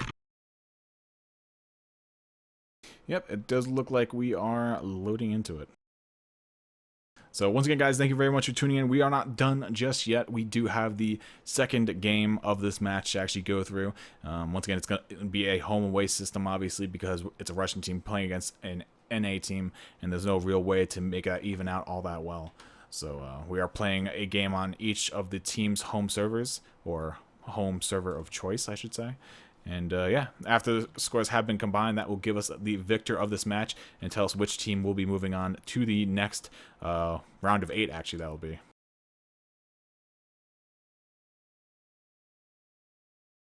Indeed, it looks like we are in the server, so we will be ready to get this second game underway here in a few minutes. Just give us a little bit of time. In the meantime, you guys can see the brackets on your screen. Once again, Team France and Boy Scouts both won their matches earlier in the weekend, so they have moved on. I believe there have been a few more games that have gone through as well. I believe Helheim did beat A-Boss last night at some point. There were also 2 other games that happened, but I'm not exactly sure of what the outcomes of them were. I was incredibly sick yesterday. I went out to lunch, ate something bad, and I got food poisoning pretty much all day long yesterday. So I was really out of it. The most I did game-wise was play American Truck Simulator for 5 minutes, and then my stomach got upset, and I had to go. So that's all I got. Yeah, but you're feeling better now, obviously, right? Completely calm. Yeah, I feel much better. Let me see if I can find an admin for this. Do you have anyone? If there are any... Oh, Dan isn't here. Dan has got the... Dan is here. I love you, Donnie, so much. Yeah, I was checking the Hot Mess Mix group, and I was like, oh, Donnie's an admin. And then I messaged him, and he was nice enough to come last game. And obviously, he's still watching, because he came right in, unless you called him. Actually, I don't have him on my list, so no, I think he's probably watching the thing and knew to come in, or maybe one of the members of Babadook told him to join in. Quite possibly. Yeah, I'm actually getting a message by Dill saying about their pings. Their pings actually don't look too bad considering it's New York. That's interesting.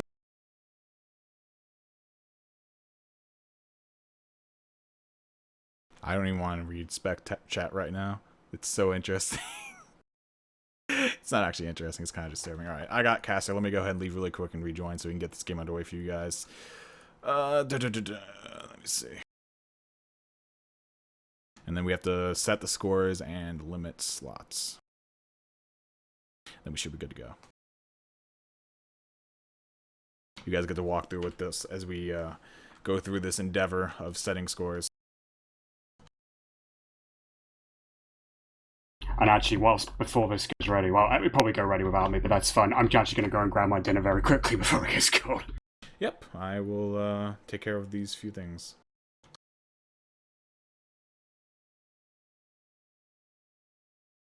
Actually, my game crashed, so I will be right back in there. That's unfortunate. And Donna, if you are still listening, it was 3,981 to 2,910, I do believe. And the 2,910 was for Team Babadook. Fish Molly food poisoning? Yeah, I'm pretty sure it was food poisoning. It was like that whole thing where I got really dizzy, and obviously not the most amazing of feelings. My stomach basically felt like I got punched like 10 times.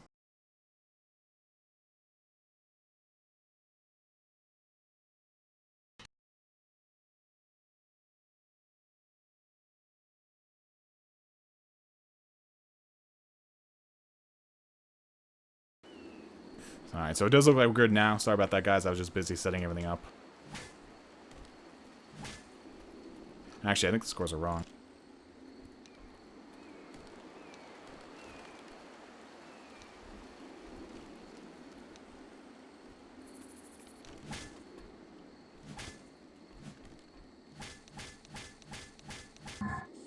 Whoa, there we go. Yeah, there we go. So we are live, guys, yet again. Thank you guys very much for tuning in to this game thus far. Let me go ahead and set everything up really quickly. There we go, there we go. And it's beautiful. It all works. I'm so happy. Anyway, yet again, guys, thank you guys for tuning in to the second match of this home and away match. First attack is making his way now for Team Babadook. Attack is coming in very nicely. Nice double cap landing and a lot of spit damage going out onto two survivors over by the log there. And that's a beautiful start here for Team Babadook. It should have been a lot better if that charge actually managed to land, but unfortunately it was a little weak on the landing side of things. And Dragon is also joining me, guys, yet again, but he's AFK right now grabbing some food. And Tank is up in the hands of Tool, actually, so he gets map 1 Tank yet again. And obviously, Team Immunity over on your Survivor side with Team Babadook on the SI. And I'm going to toss this over to a Team Babadook War Room because I think Tool wants some payback here. Good. See the reaction. If you come over here and then go where the treasure is, you probably already know this. Yeah, dude. CCT2 all over again. Anyways, I'm ready for a hit. They're in a corner. See, now you could have gotten like a fucking quad. So impatient, Cause. So impatient. He's got sight. You ready, everyone? Yeah. Yeah. Ready for a rock? 3, Let's go. 2, 1, go. Oh.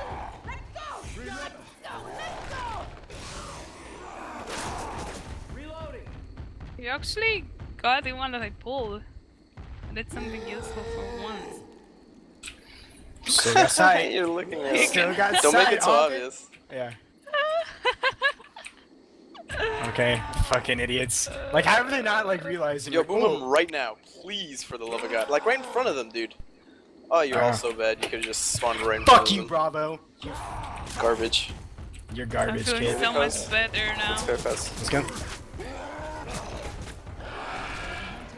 He still dead slaps me. Oh my Didn't even God. see the hunter. Apparently there's an invisible wall there, guys. Apparently you suck. Look at that, they're all behind that thing. You spawn in front of them. Like a Very true. normal, Be true, be logical true. player. Be true, I'm sorry, okay? I was thinking above them, it was gonna be easy. Oh fuck, you're losing. You're losing.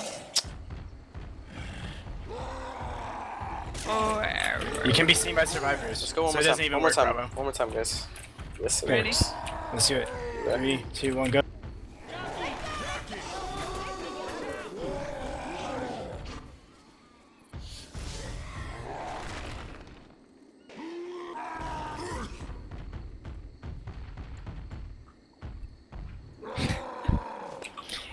Oh, losing it. Like, they go further. I don't know. He's got Oh, a losing spot. it. Losing it. Let me show your dumbass how to fucking boom people. Dumb piece of shit. Fuck you, Bravo. So excited. I'm. I hope you fucking get ass cancer, kid. You could go in. I'll have a spawn soon. You did it. You should go in like right now. Let him. I'll call us on this. Actually, let's go. Let's go. Let's go. Let's go. Let's go. Let's go. Let's go. Did they It's stop? okay. It's okay. It's okay. It's okay. The You're fuck? doing good. Ah! And there we go, ladies and gentlemen. The light coming out from Team Babadook on the first tank of the game. Tool showing us what he can actually do here when his tank doesn't get AI'd by them on the first map.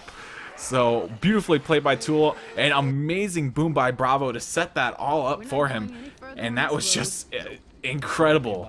Wonderfully played by them. Look out for blood farmers. And I wonder if Dragon is actually back yet. He could be eating. It is definitely a very distinct possibility. He is still here, though. I guarantee you guys that. He's in the channel. He's not muted. He could just be eating. So I will let him do that, and I will carry on this solo for a bit. I know I myself am actually hungry, but I will wait for this game to conclude. But very strong start here by Team Babadook. Now they have to show that their Survivor side is also better now, though.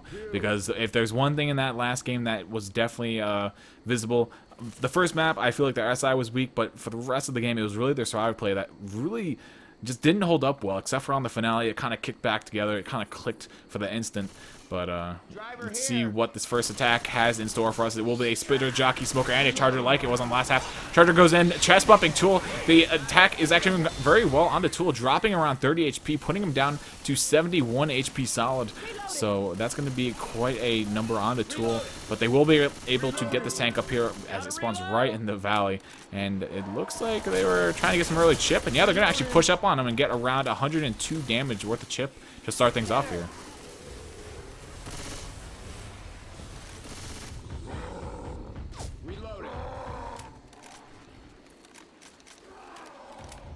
Need a drink of water. But tank up in the hands of Liz here for Team Millennium. And let's go and get some tank POV up in here. I feel like we didn't really do that many worms for Team Babadook last game. I think we only had like 2 worms for them out of the possible 10. But regardless, another attack gonna drop in here in momentary delayness for Team Millennium. Nothing really landing. The Charger did connect though onto Nick. The rock landing, or not even having an angle really on any of the survivors, so the rock had no chance. And yeah, Liz taking 400 damage thus far from the survivors chip-wise. And he's going to go ahead and move himself over towards the LOS spot, which isn't really an LOS spot. It's more of a keeping LOS. Another attack looking to come in here. Boomer looking for a spawn on the opposite side of the tree. Is not going to be able to find it. Smoker does land. Hunter does find a connection onto Rochelle as well. And Boomer dropping and grabs a tripod, or actually no, a quad boom in fact, onto the survivors. That's going to cause a lot of horde to start trickling in. And we could possibly see a hit here, or maybe even a commit from Liz if they actually decide to push in. But no, it looks like they're happy with just playing this long. Liz has LOS down to 40% rage, so they have plenty of time to work with, can get plenty of more hits. And the real unfortunate thing is both sides have been throwing rocks at this bridge like this. Even if the rock doesn't go and hit the bottom portion of the bridge, the max place that could actually go to is literally like the log. It's just a really bad angle, but that rock showing great promise will actually land on the ground, unfortunately. So not connecting for that rage, but it was very close actually to the survivors in the backfield there. Another rock going in, not finding anything, and Liz just really keeping LOS with this tank.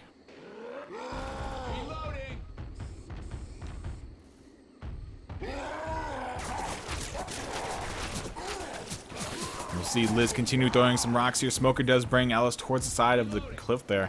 There's another boom here as well, along with the Hunter.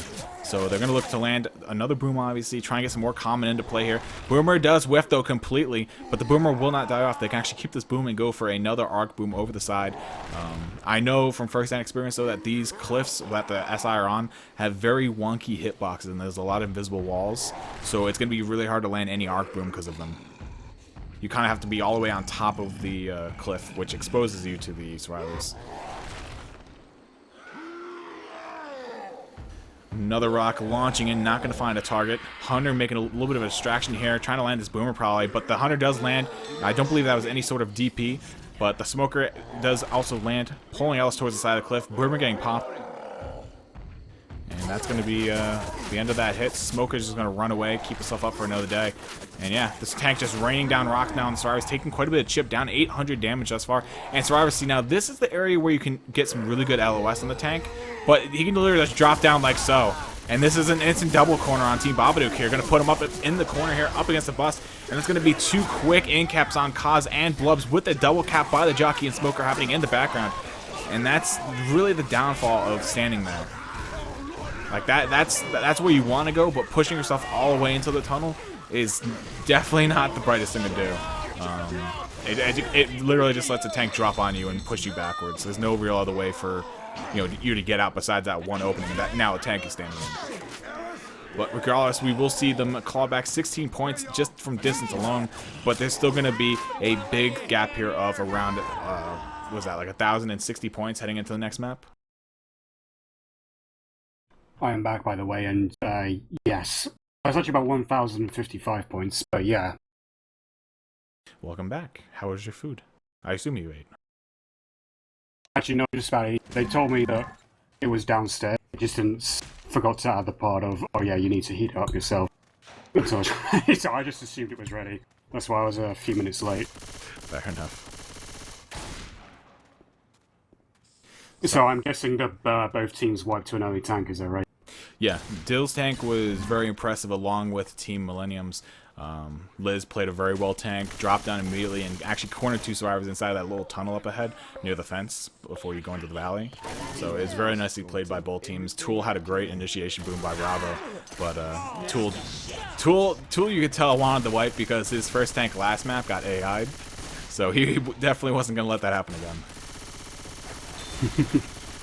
But we are live here with the second map. Obviously, Team Immunity, not Immunity, I'm never going to stop saying, but Team Millennium over on the Survivors with Team Babadook on the SI.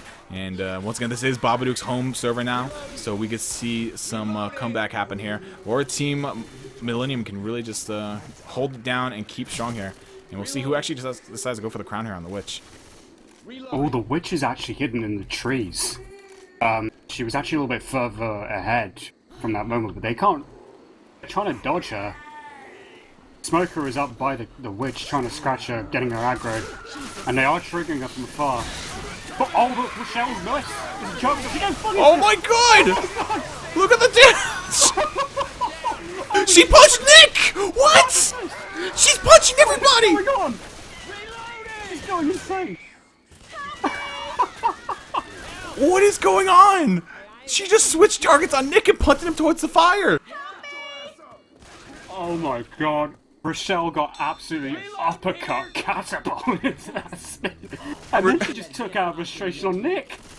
Rochelle just went flying through the air and landed in the spit. And what damage? Look at oh my god, look at Team Millennium's health. Holy crap. Oh my goodness, that was a hit. That was a hit worthy of highlight.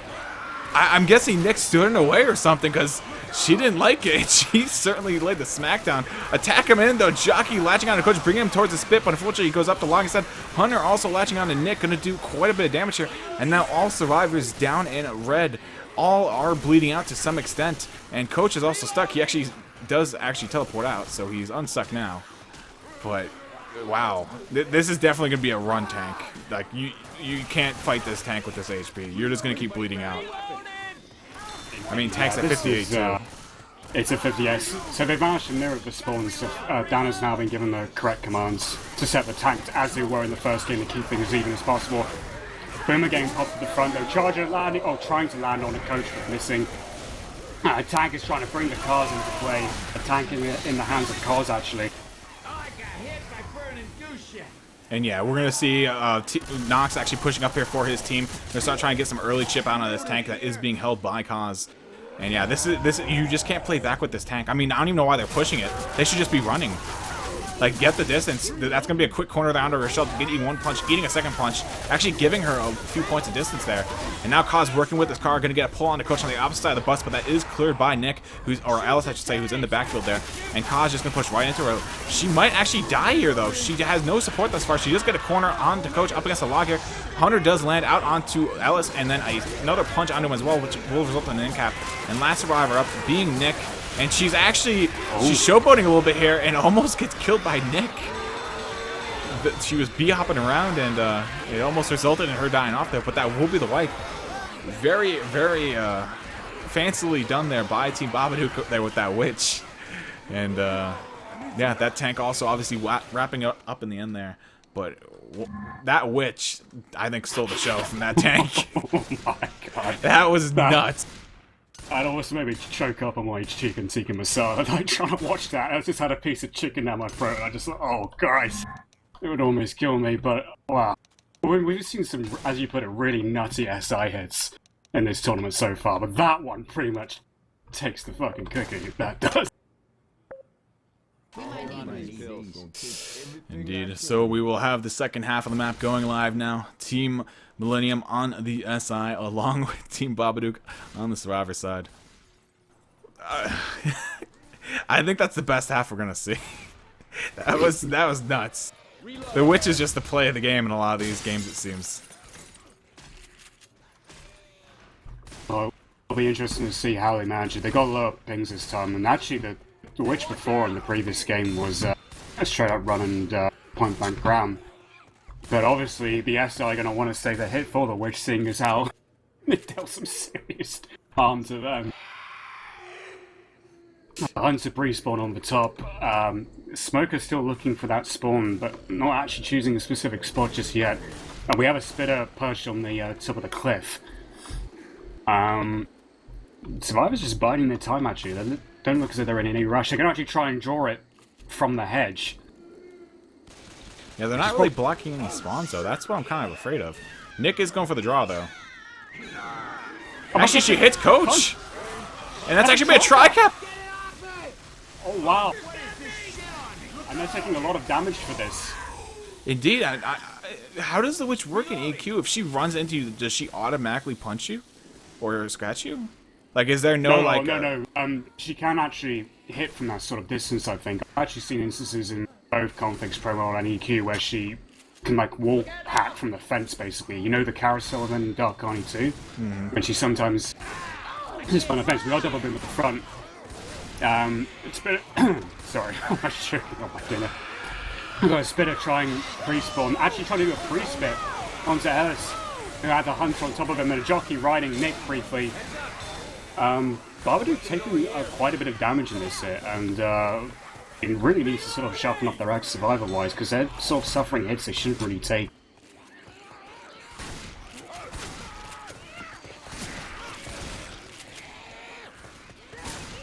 Indeed. Oh, these witches. The thing was, with that witch, Nick was the one that drew it. And then when the witch climbed up on top of the bush, she hit Coach right away, like, upon climbing. That's why I was wondering if there's, like, some sort of, like, proximity thing. Where if you get too closer, she just hits you anyway. I don't know, but I mean, in any config, witches are just buggy as shit. And, oh, that charge, though! Curved along the edge of the slope and actually still landed on Nick, and Rochelle's still being smokered. They have a boomer up as well, ready to try and boom someone. Indeed, and we'll see 4 sets pills left here on Team Babadook. Tank coming up in the hands of Knocks out. He does spawn up in the event. Boomer proxying onto Nick there. And that car is going to come right in behind the survivors, but they will be able to make headway before the tank can get too close to them, at least. But Knox should be just running after them. DD is. He's looking to not lose the tank, because if they run too far ahead of him, it's probably going to go AI. But he's well aware of that, and he's going to keep up with them. Indeed, yeah. It's a Nox tank as well. I mean, I'm not sure how well Nox plays in general, because I haven't seen much of him before, but I'm just aware he's pretty much the only name I'm vaguely familiar with on Team Millennium. Oh, that car. Nick, Bravo that was, actually just standing there almost as if like he was expecting it not to do anything. Oh, but that tree provided shelter from the van that almost landed on Bravo. Indeed. That was so close. It's a little interesting with the van as well because it has a heavier weight, it seems, than a car, which makes sense because it's a van, it's a bigger vehicle. So it's interesting to see how the van actually ricochets. It's much more sluggish, I should say, than a normal hittable like a car or something. Well, now they've actually managed to make their way back to the diner. This is pretty much where they had the advantage against Millennium in the previous game. And Nox is really trying with this van. He's not taking much chip, but he's already on second pass, and that thing is incredibly hard to fit through the diner double doors. Oh, he's going in though. He's going to forget about the van, he's going to roll it in. Taking a K chip before he even gets in through the doors, and they're going back out, but they got stuck in the windows, and oh no, they're going to get in-cap. Indeed, so that's going to be a quick corner up onto Dill. That's going to be the in-cap, as Dragon mentioned. And another in-cap out onto Tool as well. Now it's down to 2 survivors. Nox has 13 HP left. And that's 1 punch out onto Kaz, putting her over towards the van. And now Nick eating a punch as well. Nox down to 675 HP, down to 500 now. And these survivors can kill him, but it looks like it's probably going to be a wipe. Charger whiffs, and Rochelle shooting Nox in the face will kill the tank. But now they have to try and pick up the other 2 survivors. Have you seen the comments on the top above the doors? Yeah, I'm not... What the fuck are they doing? I don't think I've ever heard you curse in the cast. There's a fucking trained monkey performance at some Chinese circus. It's just like they're going left, right, above the door. The jockey. Jockey! Nick. The hunter's trying but gets skewered. Boomer does land a single beam onto Rochelle. Oh my god. I really should not try and eat dinner at the same time. Stuff like that's going. I thought you were gonna choke or something. Spit goes out, instantly incapping Nick, and now Kaz the last survivor up here. A smoker or a jockey would be enough to end it. Spitter going in for the delay. Does actually get shot in the face by the down pistols before she can get the scratch on Nick, and now Nick will start to pick up onto Coach. Charger spawns up in the back room, making his way in, but the pickup has already completed onto Coach. And pull onto Nick here, Boomer onto him as well. And that looks like it will be the entire attack. Everything gets shut down. Boomer's still up in the bathroom. But actually, it looks like they might hunt for it. Or no, Nick just went for ammo. It looked like Rochelle might hunt the Boomer, though. But actually, Hunter spawning up in the safe room, looking for a pouncer onto Nick.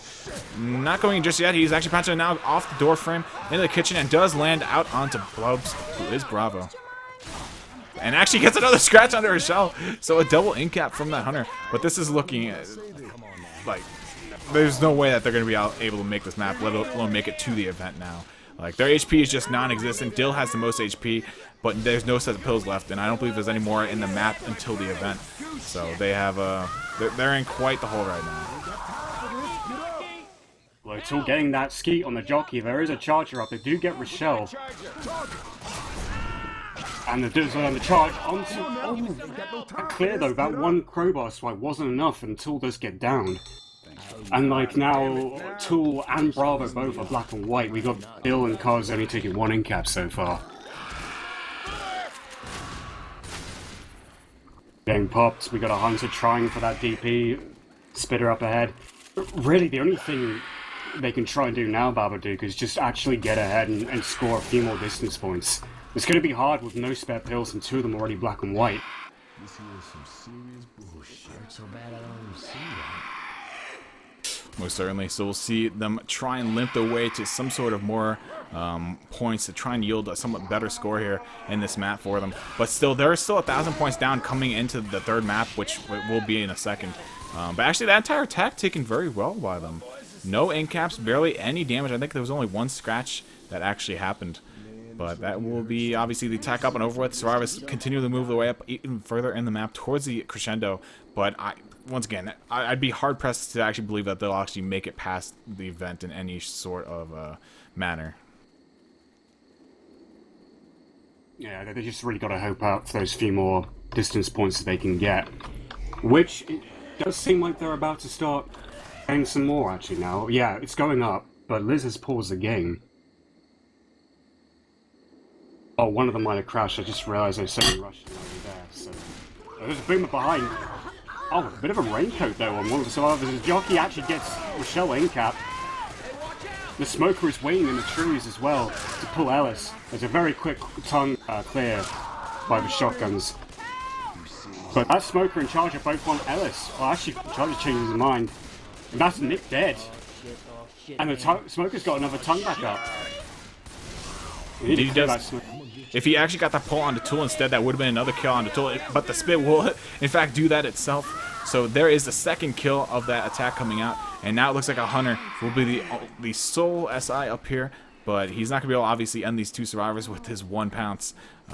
Obviously, Cons is going to be black and white, though. Dill on his first in cap, so he's not black and white. But another kill can be coming up out here on this next attack. Hunter making his way in, does line the pass on under Rochelle. Jockey spawning on the inside of the Crescendo along with the Charger. One punch landing on the Coach, and now this Jockey kind of baiting out. Coach does bait him out successfully, and that will be the wipe happening. Jockey landing, Charger punching Rochelle down, and that will be the end of the second round. So the score gap going into the third map is going to be 1,029.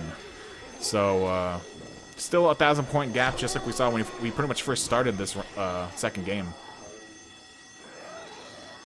Yeah, that gap is marginally coming down in favor of Babadook, but that's 2 maps gone, and there's only like a very marginal difference at that. They probably clawed back about, I don't know, like 40 or 50 points overall. 3 maps remaining. That 1k gap is actually still doable. I mean, Babadook can still quite comfortably do that. The question is, they need to start taking advantage now rather than leaving it too late. Yeah, it's sort of like when you're into this sort of deficit, you don't want to leave it all to one map to make one huge score comeback. I mean, that's flashy and whatnot, but it's not really that practical. You kind of want to play close. You might have to play a little bit differently because you're not going for that one Hail Mary play or that one Hail Mary round. You're going for, the consecutive, claw 200 back here, 200 back here, and just slowly but surely make your way back into the game and closer to that tied game. And, you have to kind of change your mindset. You can't go for that one-hit win or one-round win. You got to just comment and, play it ear by ear. And there goes Dane setting the tank and witch spawns. Thank you very much, Dane. Yeah, otherwise, I mean, he's super early tank. That actually would have been worse for 12%. That would have actually been worse for Babadook had that actually gone through. Nevertheless, we have got equal spawn as much as we possibly can, which is always a good thing for home and away contests. And Millennium is starting out again on the stairwell. We have a Smoker, Boomer, Charger, and a Hunter going in, but the Charger got stumbled a bit there and actually didn't land anything.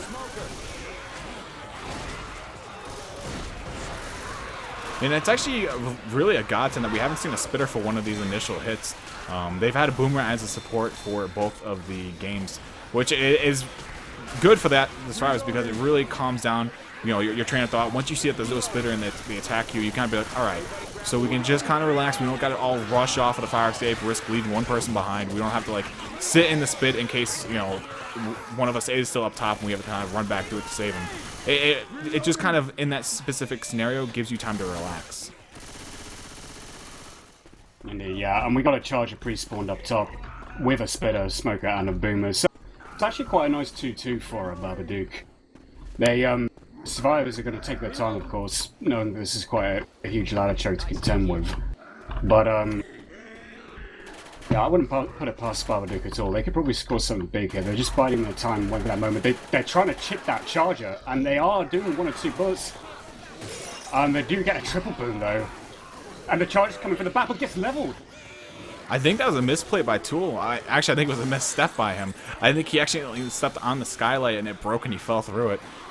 Maybe he didn't realize that the skylight was that close to him.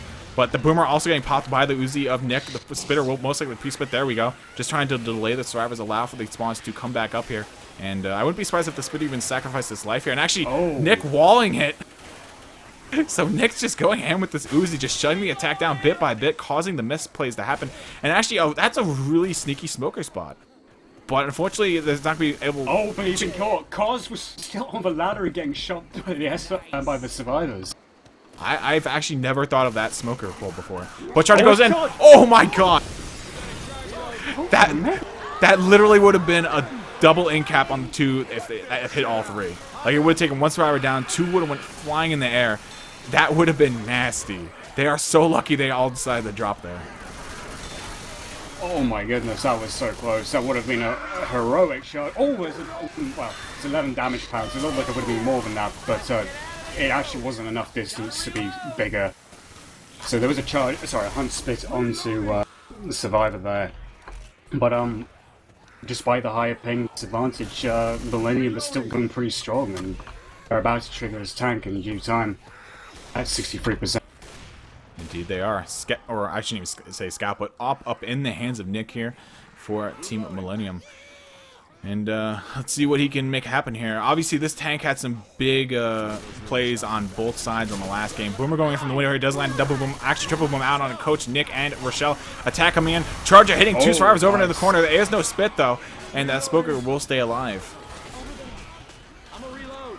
It was a very good hit, nonetheless. And the main thing is they're just piling on the damage. And the more damage they do, the easier it is for the tanks' job to try and clear it up and finish off the game.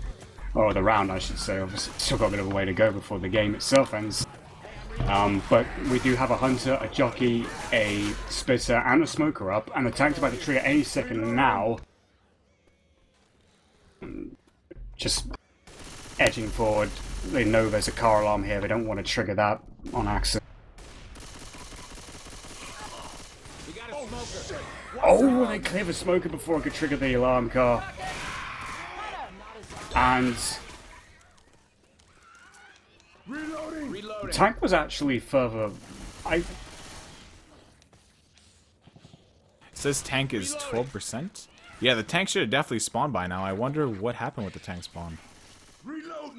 It says actually tank 63% for me. Do you see that too? I swear the tank was supposed to be 42% for this map. Yeah, it might have been set incorrectly. We can check that. Tank spawn forced to 0.41999999. And then, wait, what was that? Oh, wait. He did 2 tanks. Oh. Oh.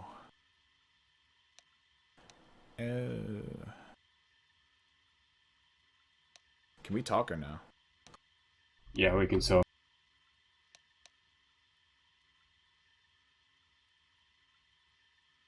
I feel like my inclination is to restart the chapter, as my was saying, because they're trying to keep the tank spawns even.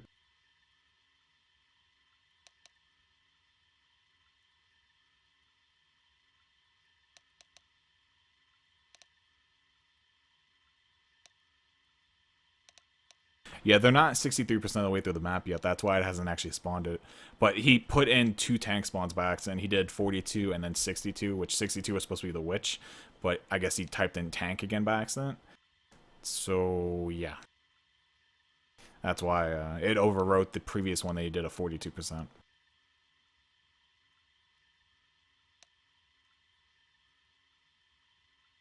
$64, same as last map. Nice, nice.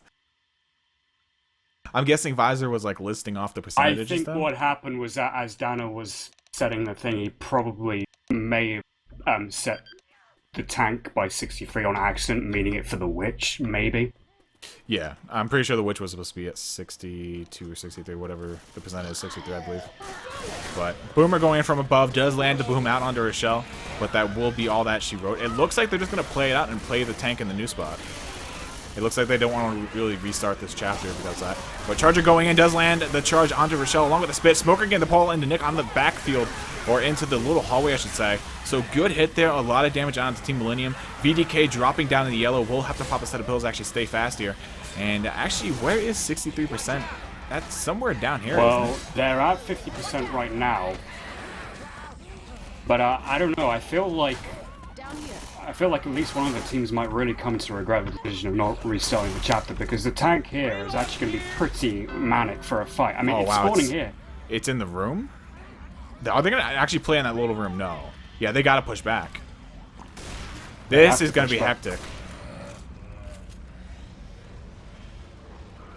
Charger spawning up, lands a single charge onto VDK. There is a boomer along with a hunter here. Tank is literally right behind the survivors. If this boom lands, it's going to be detrimental. It lands on the coach, and he hits coach on the tail end. There's no SI support to help him out here, but he lands another punch onto Ellis here, and he's fully committed. Melee's coming out on top of him. He starts landing doubles onto coach and Ellis. Another punch onto coach. Tank's down to 2800 HP. Bravo whiffing a punch, and he gets Melee down like, wow. His HP plummeted. There was a baton, and I believe that was an axe on him. Yeah, that was, he missed a couple of very crucial punches. That is really unfortunate. If he locked up coach, he probably could have secured the wipe. But unfortunately, he whiffed the one punch on coach, and they both, Rochelle and him, just pulled up the melees and went ham on him. That was really unfortunate for him. So that's going to be a tank being passed by Team Millennium. And yeah, Nox going to go ahead and take an in-cap there to give him some HP back. He was sitting at 1 HP there. That's very unfortunate for Bravo. He probably felt the wipe too. I mean, you can't get much closer. It's just, you know, missing that singular punch, really, it can change the game. Boomer going in, landing a double proxy. Hunter latching on Dallas up front. Smoker as well, looking for a bit of an upset here. They can't clear that Hunter, unfortunately, though. Charger going in on Nox in the backfield. And with all this horde coming in, this might be a death on the Liz if they don't move quick enough. But it looks like they will actually be able to make it in the room.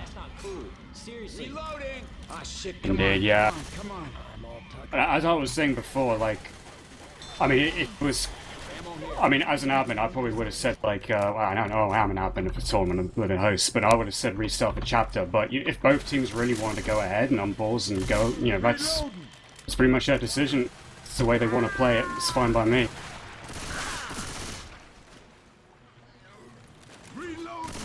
Yeah, I mean, that's going to be incredibly tough for Babadook as well. I mean, if they can actually push their way back up the ladder like we saw Team Millennium do, they can definitely take it in a pretty good area.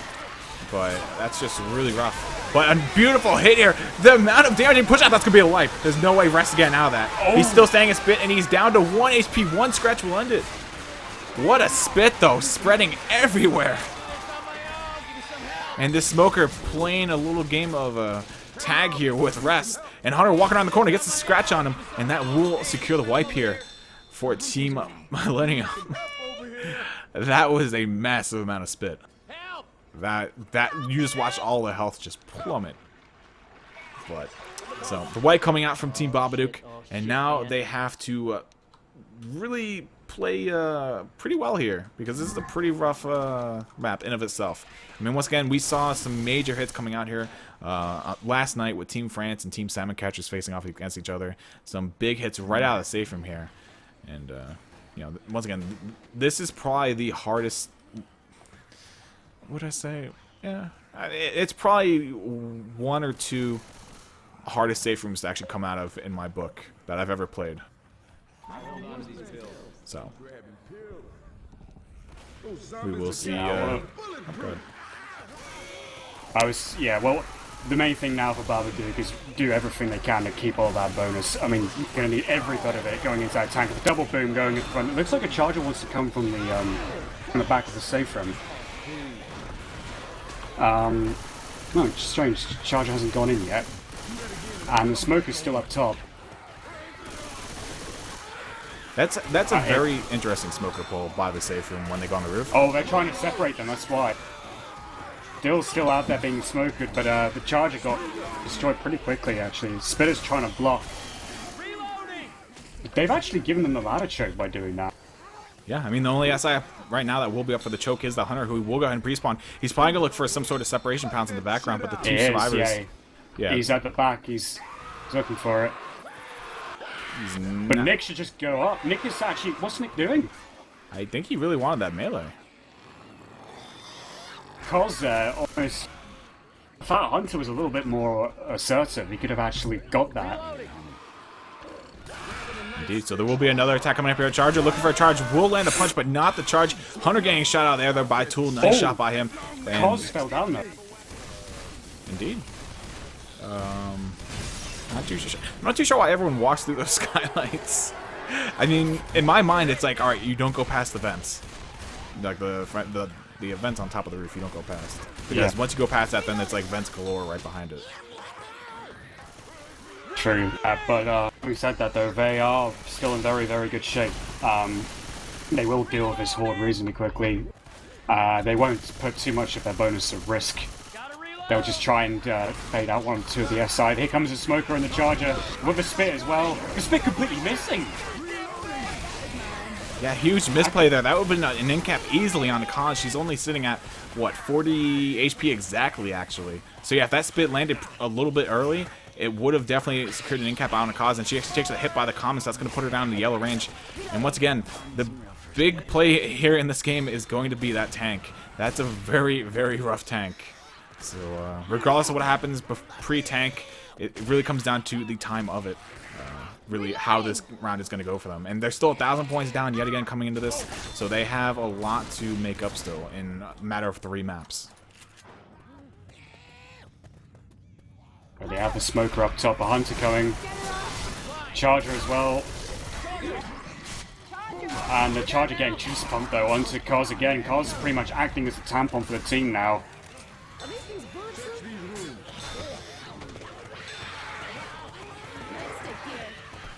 And, well, I mean, we would have, in normal circumstances, we would have seen a tank appear around about this moment now.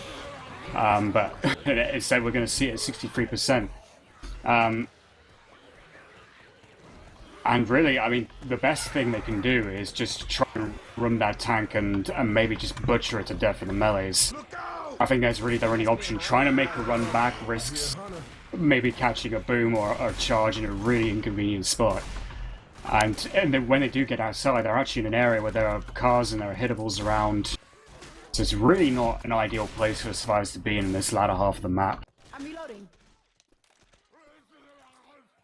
Indeed, this is a pretty rough spot for them right now. But they are having a quite fairly easy time, I would say, with the attacks thus far. I mean, Kaz obviously in the red on basically full tempo right now. Dill down below 50. But they're in pretty good standing for this tank. And I mean, if they can get distance alone, that's really all you can really ask for, I feel, on this map. Because it's a very long map. It's going to be a very rough tank. And there's a lot of choke points to still go through as well. Indeed. But they're Right. going 2 different ways. This is... I'm not entirely sure what the Babadook are trying to do here. Maybe they're trying to confuse the survivors, but there's no Charger up. There is a Spitter, though. They are going to go in. And there's a Hunter going down. But the jockey up top and a Spit. Kaz, again, is taking the brunt of this completely. They need to... They do actually clear, and the Charge... She actually pistol the Smoker down. The Smoker's trying to block them from getting up top. The jockey's there, though. And Coach is gonna... Oh no, Coach is gonna... Coach actually had the jockey. That's actually incredibly unfortunate for them. I think that would have went much better, actually, if Nick had been able to make it down that second ladder. I'm not too sure what he got caught up on, but the SI weren't exactly right on his tail. He had quite a bit of time to maneuver around and successfully get down that ladder, so maybe he like pressed spacebar by accident and it threw him back. Maybe he did like 3 times. But another boom coming out on the Kaz here in the backfield. Tank will be up momentarily. I believe it's when Sarara has moved into the room up ahead and climb up the next ladder. So we'll see what they can make happen here. Charger looking like he wants to make his way in here with this Hunter and Smoker. Smoker looking for some sort of pull outside of the room here, but is not having an easy time finding it. He actually does not find it onto Nick, but the Charger thinks twice and decides to back up yet again. And I mean the health is good for them though. I think they have good standing with health right now. Obviously, they're probably going to try and focus on Bravo. Jockey latching onto Rochelle, bringing her down the hole. Hunter up at the top of the ladder now. Oh, they need to clear Rochelle. And they do so, but they're being a bit tardy about it. And actually, Hunter grabbing a lot of scratches there. Kind of went Shire mode on team or on Rochelle. I had a flashback of Shire. I'm sorry. Pull yourself together, man. It's alright. Falling apart. We're old enough. We're old enough to have those flashbacks and plenty of them at that. The Shire, good times. I still love those videos. Freaking killer toy. Oh, Charger onto Dill. They are back up top now. But the tank is still on first pass, some reasonably good frustration. He's not actually that far behind it. Dill's going to try pushing. And Dill's trying to lead him around the other way, but tank could just simply climb up. Boomer game pop, tank is up now. Oh, but Kaz ate the rock. I don't know how I feel about this area. I mean, there are some cars here, obviously, that have alarms. It could definitely turn sour very quickly here for them. But it looks like they're doing a good job thus far of avoiding them. The smoker going to pull on to Ellis up in the front. A rock looks like it's going to head towards Ellis, missing though. And now the tank's going to take a lot of chip down to 3,000 HP. He is standing by the armor car now. They have to be safe not to hit. Now they're going to shoot though. Yeah, now it's the alarm. The alarm is off. But, yeah, he's going to keep working with his car, trying to make something happen. You're down to 2,200 HP. This scope is just going to town on him. Down to 2,000 HP now. Now there are two cars right here. Car getting hit towards the survivors. Ooh. Does whiff Nick as well, saving himself by cutting the tongue on the satellite dish on top of the vent. But now he gets actually caught up by the smoker. And it's going to be an end cap on a cause. And a car going out looking for Ellis. Oh, barely missing him. And the tank is leaving. Oh, that car! Bravo caught the car. Rochelle stood still. Yeah, oh my goodness. This tank's probably gonna die here though. Down to 600 HP, down to 618 HP. Two survivors are in cap now though, and they should be able to probably get the pickups here. But the SI are coming up now. There's gonna be a Hunter with a Boomer going for the rocket boom. Dude does actually manage to land it along with the Hunter latching onto the other survivor, other than Ellis that are still up. And that would be Coach. Another rock going in, securing the end cap on a tool. And now Dill is left all alone here with a charger and a rock coming at his face. The rock landing, actually saving him from the hands of the charger. And the car is going to go in. There's probably going to be an end cap here onto him. And actually, it whiffs. Okay, now it hits. So there's the round. Once again, a much harder tank than in the previous game. But both teams decided they were okay with doing it. So we let them go ahead and... you know, play it out as is. So the score differential is going to open up a little bit, I do believe. It's up to an 1,118, 18, right? Yeah, 18-point game. Yeah. But crucial, the really pivotal thing now for Babadook is that they haven't really actually made any inroads into that 1k deficit from the first game. Essentially, it's, if anything, it's marginally gone against them. And this is their home game. I mean, I've noticed actually that with playing on New York, the pings overall actually do seem to favor the Russians a tiny bit more. But if anything, like, you know, they had chances to sort of like claw that back, but I think they had a few misplays of the calls as survivors during the tanks as well, and I think that played a large part in why they haven't exactly clawed anything back yet. With 2 maps left to go and the finale as well, I feel that Babadook might have been leaving this a little too late. Sorry, I actually just got word that my girlfriend got her Valentine's gift. Mission accomplished. Ooh. But yeah. And actually, I was reading chat also. Scup actually asked VDK what VDK stands for, and he answered with vodka. So, pretty much the most stereotypical thing that it could have stood for, with it being a Russian team and whatnot, it actually does stand for. Regardless, though, it looks like we are going live here with the first half of the fourth map? Yeah, fourth map. Had a brain fart there for a second. But Nick goes out of the safe room, eats the boom, gonna go in and quickly retreat back into the safe room here, and just let the horde kind of funnel in here. The rest of the attack is gonna be a Hunter Splitter and a Smoker, so they are more than likely looking to get a charger since they have that spit. Yeah, they're just holding on for that other spawn after sacking the boom. Which is probably the best thing to do, because that one boom wouldn't do much and the survivors are just hiding in the safe room. So we have a jockey up now. There's actually more horde coming in. I don't know if that was delayed from the boomer, but there's just suddenly more horde on the show. I don't actually know where these comments came from. Yeah, I'm not all that certain either. Did someone throw a bile at that we didn't see? I mean, there's no bile in EQ, correct me if I'm wrong? No, there's no boomer bile in EQ, so where they appeared from, I don't know. I feature or... Were they in the safe room for 50+ seconds? No. If they were in there, we would have seen the time already, so I really don't know what that was. I don't know if that... The only thing I can guess was delayed horde from the previous boomer, but that comms there anyway. So, but I do have another one boom at the back. Hunter and Jockey trying to close in. The spit landing.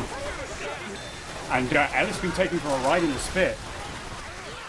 Oh, that is a massive amount of damage on Ellis, actually. Dropping him around 40 HP just from that good jock into the spit. Well played there by the spitter. Throwing that pre-spit out there. They also almost got a pounce inside of the spit onto Rochelle and a coach. But the Hunter got shut down at the very last second. So pretty close there, but still good damage there by Team Babadook. Tank will be up at 87% of the way through the map, as on the last map, and Witch will be at 61%. So at least we know that the scores are all correct. Well, not even the scores, but the distances of the big plays or key plays. I don't know what to say. The key marks in the map. Just go with that. Rochelle. Yeah. Rochelle's here on her own, actually. The charge is there. Just land a charge, and actually at a good corner as well. That's going to be hard for them to clear. They do so, but Liz taking some damage. Smoker's going to pull. Can they actually clear it? No, she's going to get in-capped there. Indeed, and that's actually a very nasty spot to get actually in-capped in. The only godsend right now for them is that all the SI are pretty much down. So there's not going to be anything to really cause them a hindrance here, or maybe even get a death charge, or as of right now at least. But now there is a jockey up, and we've seen some pretty wonky things happen with the jockey in the last game. So let's hope that there's no Bravo Part 2, and it doesn't happen to Team Millennium either. Well, I mean, it might not actually, because it's the railing is slightly different from the previous spot, I believe. But trying here, the jockey and the charger landing, they're just going for damage, and no, they can't get them off the side because of that railing there. There's pipes along the side are actually blocking them. They must have got the jockey in the previous game for a gap that didn't have those pipes. And yeah, there is. There is actually one sort of close by beginning part of that stretch. Yeah, I know the railings came up, but I wasn't sure if it was actually right by the button as well. But that clues that for me, definitely. Thank you for saying that. But yeah, double boom landing onto two stars in the back, both Rochelle and Coach being covered in it. And now the other three SI looking to make their way in. It's going to be a Spitter, Smoker, and a Hunter. So probably going to be a setup for the Hunt, or the Pounce I should say, in the Spit. We'll see what they decide to do here. It looks like they might just wait at this point since only 5 seconds left on the fourth spawn of Dildo. And yeah, I mean, Team Millennium definitely looking in good shape right now. They have plenty of pills left to their name, plenty of HP as well. Two of the survivors are on that halfway point of 50 HP, and then Nox obviously also up around the 80s. So still plenty of HP to go around. Spitter does get picked. Jockey kind of just playing footsies here with Ellis, and actually does manage to drop him down to the yellow. And that's any damage they can do here really does help a Babadook, especially with this late tank, which was not easy to play as Bravo Pro trying to get the full whip, but the Witch has been set up. I mean, who is she going for? I think she's going for us. Oh, but she swiped too early. Yeah, unfortunately the Witch kind of swung and then got a little disorientated there. Good crown though by Liz, shutting it down. And that was actually a really sketchy place to actually hop into for that Witch. She had to hop like between two of the train compartments and then shoot the Witch, and then the Hunter was also there. It was kind of sketchy. Yeah, I'm kind of curious to see how they will handle this, because actually ever since Rochelle took that in cap at the start of the event, they've been really aggressive. And I believe surely the tank should have spawned by... I mean, it's 74% the current progress. So maybe they have to go a bit further forward to trigger the tank? I can't remember. Nick not having the easiest time there with that clear, and yeah, the tank spawns up right underneath the opening there. So Dill coming up with the tank for this round, and this is going to be big. Once again, there's 4 sets of pills still left for them. I think he's probably going to go for the forklift, just like we saw Bravo do in the last game. So it would make sense to go for it, try and get a workable hittable in there, or else there's not really much else that you can do. We kind of just have to work on your side. Beautifully hit. With one punch he did what took Bravo like 9. Yeah. Oh god. He's trying to make sure nothing awkward happens with that forklift, no. except he I think that's punched out. it. It's out of play.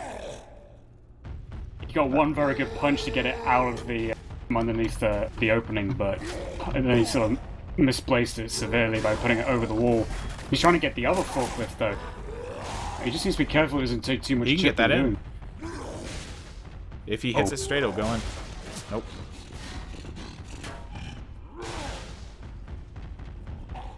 I had hope for that forklift. Yeah. That sucks he hit it out. He is actually on second pass now, 80% rage, so he has probably another 2 hits to actually work with this forklift. This might be able to get it in, and yeah, it's in. All right, so 50% rage, and he does have the forklift back into play yet again. Oh, Charger going early. Bravo, I think, committed too early. They are pushing back. Of course, like Rick. Oh my god, Nick almost didn't see that. He had his back turned the entire time, and Dildo's having to go in, and he's missing, narrowly missed the log. Oh That my is goodness. incredibly unfortunate. That log and that forklift, two of the closest hittables you could have asked for. Literally, probably skinned the survivors as they went by them. That is unfortunate as you can get. Guns right here. Oh my goodness, it was such close chase as well. He almost landed the forklift on Nick, almost landed the log on Coach, but it was such close chase. Oh my goodness, I cannot imagine the level of frustration in Babadook's Warren right now. That's heartbreaking, and we're going to see them make this map yet again, just like in the previous game. Probably around the same health points. I think they finished at 600, so now that at 753. So Team Millennium actually going to probably make the safe room with a higher health bonus than they did on their own home server, and that's interesting. We have the smoker up again. I mean, they made the save from last map. They're going to do it again with a similar bonus. So they do actually get a double cap outside. And that is on DB as well, so that will work. And the smoker pulls him out to more spit. Alright, I lied. That was actually a hell of a hit coming out there by Team Babadook. Just decimating the health bonus, completely incapping Liz. And now they will walk their way in the safe room, but the health bonus has been decimated from what it was. It was at a 750, and now it's at a 460. So it was dropped by, what, 290? Not too bad. Yeah, that's pretty damn strong. Again, I mean, they need a strong performance now. They really need to hold back that gap by scoring a huge bonus in this map and on the finale as well. If they can repeat what they did to Millennium in the finale, then it really does bring them back into contention. But there's only 2 survivors rounds left now for Babadook, and this will be kind of a shock. I mean, I didn't know the game was going to be this close, to be honest. I didn't even think it was going to be in favor of Millennium, but I mean, they're actually showing that all the practice and scrim requests they've been making lately is paying off for them. Yeah, I think it really comes down to, you know, once again, we haven't really been seeing a lot of Russians in a lot of tournaments, but this tournament was enough to actually pull them out of the woodworks, and they're really representing Russia incredibly well. They're doing very well in this game against this NA team, who has, once again, some pretty good players. I mean, Tool, Dill, Bravo, they've been around for quite some time. How active they are can be questionable, but, I mean, just the general play style of these guys, you wouldn't expect them to be able to be dropped out by really players that neither you nor I have actually ever really seen in the community.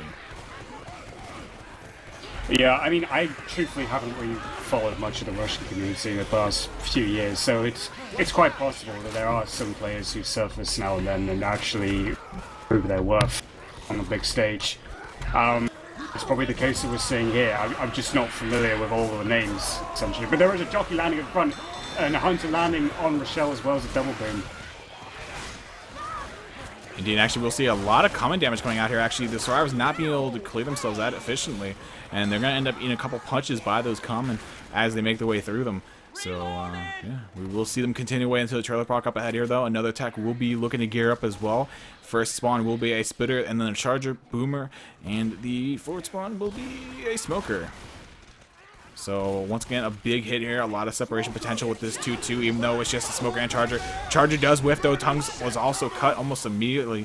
But the boomer does manage to salvage something, booming on to only Nick. So, we'll draw all the horde out towards him. And Survivor should be able to continue away moving through the trailer park fairly quick, actually. Still a very strong performance to start this Survivor round for Babadook. And as long as they keep this, especially through the event, they're doing really well. As you can see, BDK or Vodka is probably simpler to call him that. You can see the bonus for them at the moment stands at 1,541 points should they make the save from with this level of health. So it's quite humongous. Still doable. They just need solid survivor plays and shutdowns all around. The boomer getting popped, jockey getting destroyed, charger and spitter left. Sorry, charger and smoker left from. And but that was a strange clear. It looked as though it was a laggy level by Bravo, but by Dildo, sorry. But that was just a super fast clear as soon as he got charged. Yeah, and I mean, this is a big score deficit right now. I mean, if you look at the actual health bonus that they have right now, though, they have, what, a 1,490 health bonus? So that's nothing to scoff at. And I mean, they are at the event now. It looks like they're going to play this a little bit aggressively, actually staying... Yeah, they're actually... Jumping formation. Trying to block as many spawns as they can, but Jockey's there. They need to skeep that Jockey before he becomes a problem. And the Jockey's going to try and running in. He's actually... It's like he's running on a fucking treadmill, that chain. He's running forward and it's just taking him back. Indeed. So very nicely shut down there by Team Babadook. Definitely much better than we saw in the past game.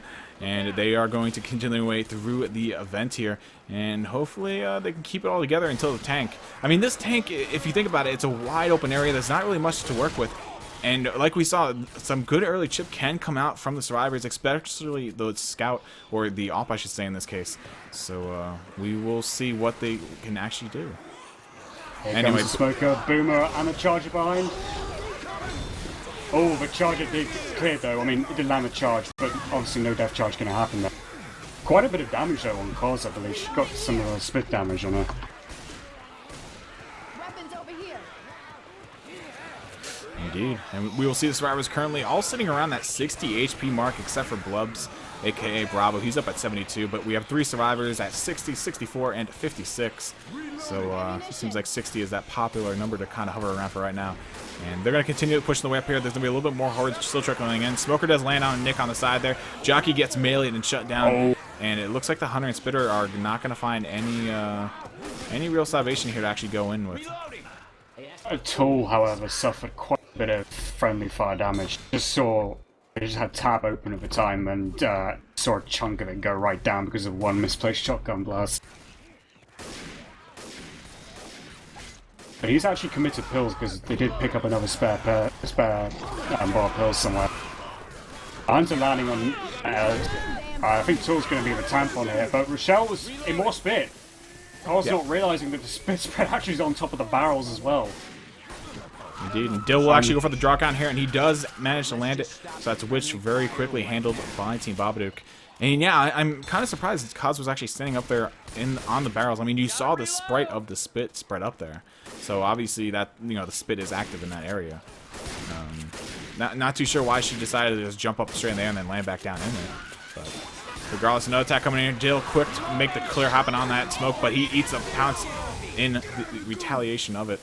And the spit goes down top of it as well. Now Dill is down around that 40 HP mark. He's at 45. Tool at 62. Kaz at 59. She's bleeding out. Blub's at 63. So 3 of them have some form of temporary attached to their health, obviously, right now. And they also have 4 sets of pills still, though. So that's a good news. Indeed, yeah. Although their bonus is declining somewhat because the spread of the damage being done by Millennium is actually quite... It's almost even across all the survivors.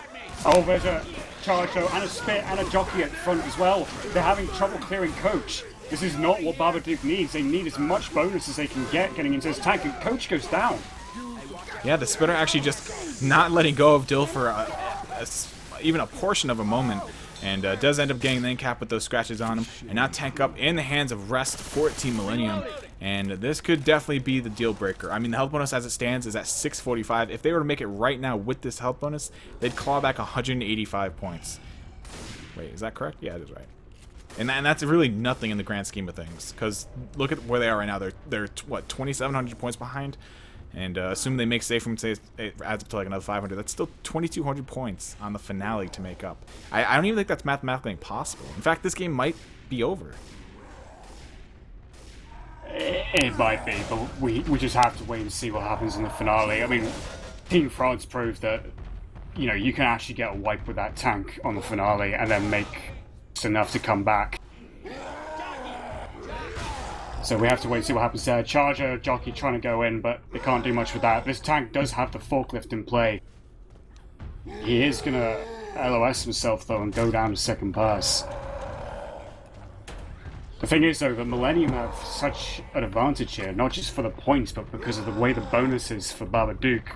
The tank has still got reasonably high health. They know that this is the last round before the finale. It's all playing into their hands. It's actually their game to lose, and they can actually keep a hold of it as long as they don't cause any serious mishaps or errors. But Who is that? That's Bravo going aggressive.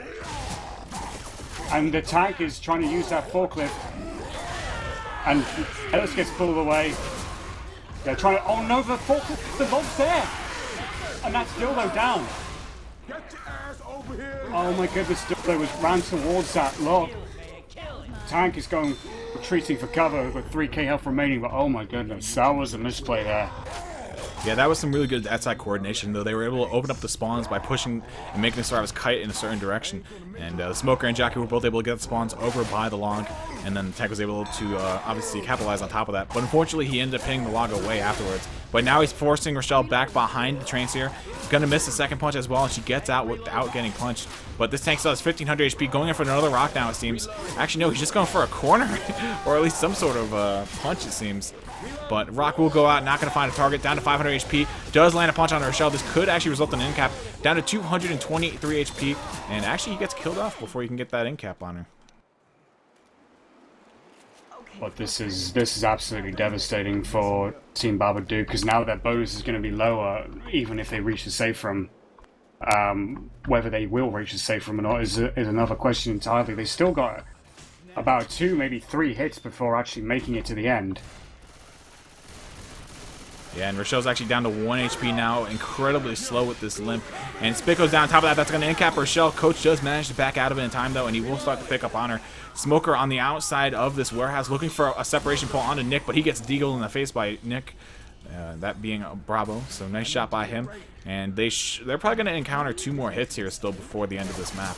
I mean, just because of how slow they are, they have 3 players that are going to be limping here. Dill will be the third here in a second. Charger goes in, lands 2 punches and a charge, and that's going to even drop Bravo down to the slow range. And now pretty much all of them are going to be slow here once Dill ticks down 1 more little bit here. But this Hunter actually looking for an interception pounce, or a just separation pounce in general onto Coach. But Smoker takes it instead. Hunter runs in, looking for some scratches on him. Gets 1, 2, and does get meleeed down. So that will be Dill popping the set of pills instead of passing it off to someone else. And they're going to make their way towards the safe room. But this will be the last hit coming up, I believe. Yeah, 1 more hit. But, I mean, maybe 1 more hit is just what Millennium requires. If you look at the health, 3 of them are pretty low. Jockey's going in, getting skeeted by Cos.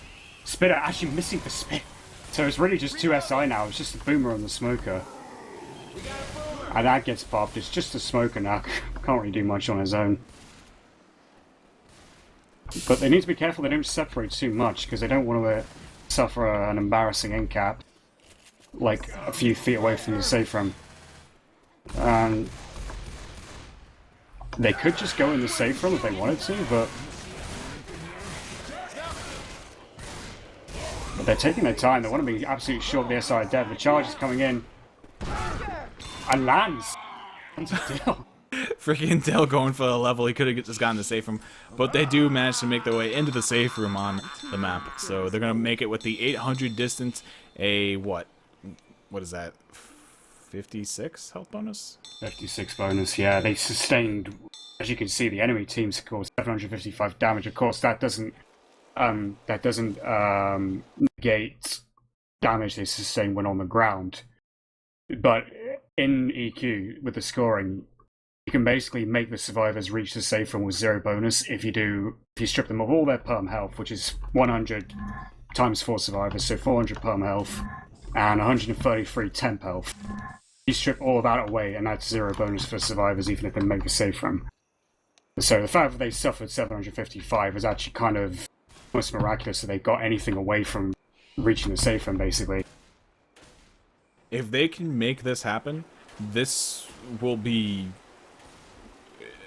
an impeccable comeback. I mean, it might well be the greatest comeback in all Left 4 Dead history, truth be told.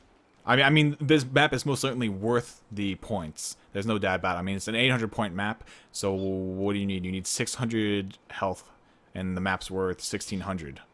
So, you know, it's definitely possible here, but we'll see what ends up happening here as we are going live with the last map. Thank you guys once again very much for tuning in. You're watching the Equilibrium Cup number 4. Team Millennium on your survivors here for the first half, along with Team Babadook on your SI. First attack goes in, not really much of anything landing. 1 punch will be the name of the game onto Rochelle, and that will be all she wrote, I do believe. Actually, no, it wasn't even a punch. It was Tool with 6 damage and Dill with 2. Yeah, EQ, like the Charger Fist does a little less damage when one's being capped by either a jockey or a hunter or a smoker. So it was a Charger Fist technically, but yeah. But we do have a boom up the front, landing a single boom, which means all the commons are pretty much going to go for one guy, even though there's max commons up already. Charger trying to go, Charger landing, and getting cleared by the scout.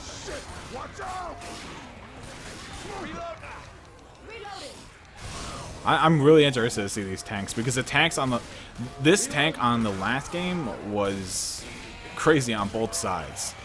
Like both teams were so close to wiping it. It was just really crazy. So let's see what Blubs can make happen here. Bravo picking up the tank for Team Babadook, and this is pretty much do or die. Like I feel like if they want to make this comeback happen at all, right now they're 1900 points down.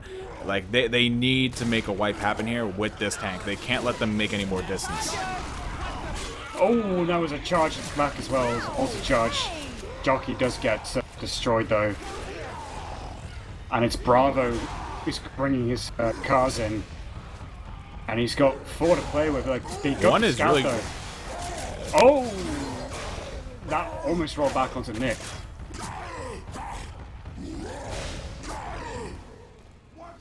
But Bravo's taken like he's lost a quarter of his health already. Yeah, I mean it's just very smart play by Team Millennium, because they know that, you know, we have this fence in front of our faces. We can see and block a lot of the SI spawns from here. So there's really no reason for us not to just stay here, take some chip on the tank, and then just back up and play it safe from there. And it definitely paid off. I mean, look at his health, down to 4100 HP thus far. Now down below 4K, and it's, you know, he little slowly but surely he's, you know, dying here. Yeah, and he's trying to use all these hittables, trying to increase his options, but at the same time as he's trying to get the hittables up, he's trading health away. He's already at half health. No, don't. Him going for this car, I feel, is too much. I mean, it's too much already though. But yeah. Car hit going up over the tent. Oh, that nearly went into a coach as well. It was almost about to bounce onto his back. I think he's just trying to pressure the survivors into making him. Oh, he does get the car hit slightly. Oh, but the car ricocheted off. And he's just going to try and hit it. Or both. Or he does get them both with the car, but. Oh my god, this car! I wish that was an incapable car. Those were some nutty hits there by Bravo. And a lot of tank punches going on to him. But Rochelle actually shooting Alice here for some reason. But yeah, that's a lot of damage, obliterating the health there of Team Millennium. But, you know, they're not going to die here, obviously. They have 2 sets of pills left on them. And they are in really good shape to keep going for quite a while. They could even make the helicopter with this status. Indeed, yeah, it's just like that had to be the time for wipes, and I don't know. I mean, I don't doubt Bravo's tank play at all. It's not that. It's just it's a very difficult area to make a tank work and get a wipe. You know, the cars don't do full damage, so there's that already against them. There's the fact that it's such an open area at the back, so it's very difficult for the SI support to actually latch on and land a double cap or tri-cap or a boom. So there are a lot of factors already against them going into that, but now that the tank is dealt with and the survivors are still running, they haven't taken any in-caps, now halfway through the map. Yeah, it's looking more and more bleak for Babadook. Actually, tri-cap landing here as we say that. Nice double boom laying onto Alice and Coach as well. Coach taking a lot of damage here. And that's going to be all pills committed for them as well. So 3 survivors completely bleeding out. Actually, Vodka still has a little sliver of permanent. But Rest just spamming go in chat, telling his team to just keep going, make that gap even wider. And it's really just putting the nails into the coffin here, I feel like. I mean, what's the score gap right now? 2,100 points? That's a lot. I mean, the max points you can actually get on this map is 2,400. So the 300 points from literally maxing it out. Yeah, I know. The thing is, though, like, I know there are a few complaints about the ping difference. It is a little bit more than we initially anticipated. Having said that, if you look back at the performances of the teams here, Millennium have actually performed pretty well overall, considering. And you also have to include the fact that as a charger, his spit goes in onto Nick, who is the remaining perm bonus, and Rochelle was caught in the spit as well. You also have to include the fact that some of the plays they had on Survivor were very aggressive during the tanks and also very risky, and more cases than not, it actually went against them. Especially with that double, I think you mentioned a double corner on the first map for Millennium's tank against Babadook Survivors. 2 of them got cornered, is that right? Yeah, because they actually dropped down and the Stars actually decided to push underneath into the little tunnel, like the road. If you sat on the road, at least that tunnel with the bus that's blocking it. But yeah, they were inside there and tank kind of just dropped in corner 2 up immediately. But attack going in here, coach actually eating in cap, and it looks like it might be the helicopter now for them. If they can clear this common effectively enough, they should be able to walk their way in, and we will actually see if it's even mathematically possible, which I don't think it is anymore. I think it just passed the threshold. 2,400 points. No, actually, they need another 100. Another 90, actually. Yeah, they need another 100. And they're probably going to get that from walking in the helicopter. They have a 141. But they're just going to try and delay as much as they can. Boomer does land a proxy onto Rochelle. And yeah, they got it. That's GG. Yeah, I mean, I believe they will break 7K, though. And indeed they do. 7,024 points for Team Millennium. Their grand total score for the match as a whole. So, yeah, that's going to be a 20... What is that? 2462? Yeah, so it's going to be 62 points out of the range of what is possible here for Team Babadook. So I do believe, unless there's some hidden points that will be given, I am under the impression that Team Babadook will actually be knocked out here, and Team Millennium will be advancing to the round of 8 in the Equilibrium Cup. Yeah, indeed. And I actually was not the result I was expecting at all. I know that Bravo, Dildo, and Tool have played this campaign before numerous times, so I mean they definitely have the experience on it. Whether they've actually played it at all in preparation for this very match, I don't know. But Millennium have surprised me for certain. I mean, I know they've been making a lot of requests for PCWs, so they've been keeping the practice up. They've had their form. Jockey landing, and the Boomer gets popped, although it did land on Nick, and the Smoker was briefly pulling Coach. Tiny bits of damage, but again, the damage doesn't really matter because the maths has already proven it's out of their favor now. They can't really do anything. Indeed. So we'll see what Team Babadook actually decides to do here with their half of the map. I have a feeling we're going to see a push come. I don't think they're going to play back. I think they want to try and press matters here. You know, try and end the game as quickly as possible. But it'll be interesting if they decide to actually push this tank. But Attack Commander Hunter got cleared pretty quickly after being, or finding a land onto Ellis, and everything else just getting shut down. Smoker shot in the face, and Jockey getting hit with the melee of, or I should say the machete. Indeed, yeah, and obviously they'll play out this round to their best of their abilities, I'm sure. They'll try and see what type of bonus they can muster when reaching the chopper, if they do. But VDK has his tank up, and well, there's no pressure on him whatsoever. He's just got all the liberty he has in the world to just chill out and have some fun with his tank. There is a double cap at the front. The cars are coming in, and that one almost landed on Nick, and the coach was being jockeyed into the corner behind those trucks. And well, Bravo doesn't go. He's dicing with these cars.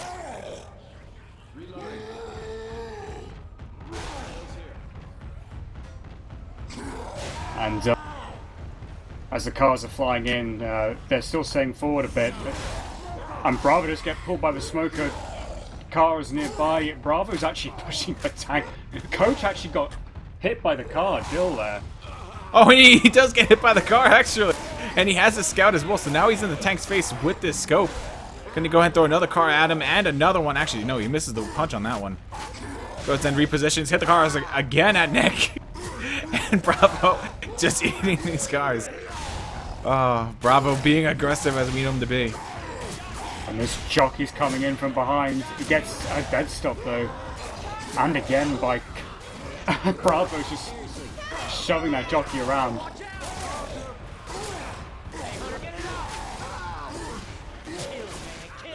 And Bravo's probably going to go down here, and he does. Oh, what a that's car! A tri-car, which pretty much equates to a tri-punch, actually. Just being kicked off by Vodka in the back.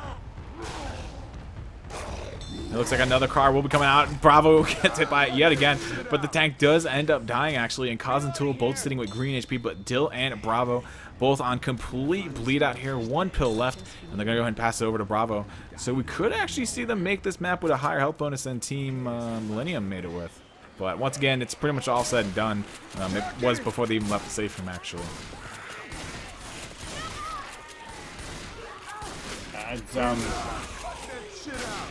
I mean, they can probably still make it with more bonus, but as we already said, mathematically, it's out of the equation now for Babadook, just playing for honor's sake of charges, trying to some charges into the boomer as it gets popped. Definitely, and I gotta say, I'm impressed. I completely thought that Team Babadook was gonna win this. I didn't know by how much, but to see them actually get knocked out and by this large of a margin is definitely something I was not expecting at all. But a big jockey going out to Alice on the back. I'm not too sure why he was that far separated, but Tool will go down. Maybe he hit a lag spike or got disconnected. I don't know. I just caught it at the last second when he got a jockey. So, Charger gets one of the back. This is. I think Babadook is just sort of talking signs of their defeat now, and they're just rushing for glory.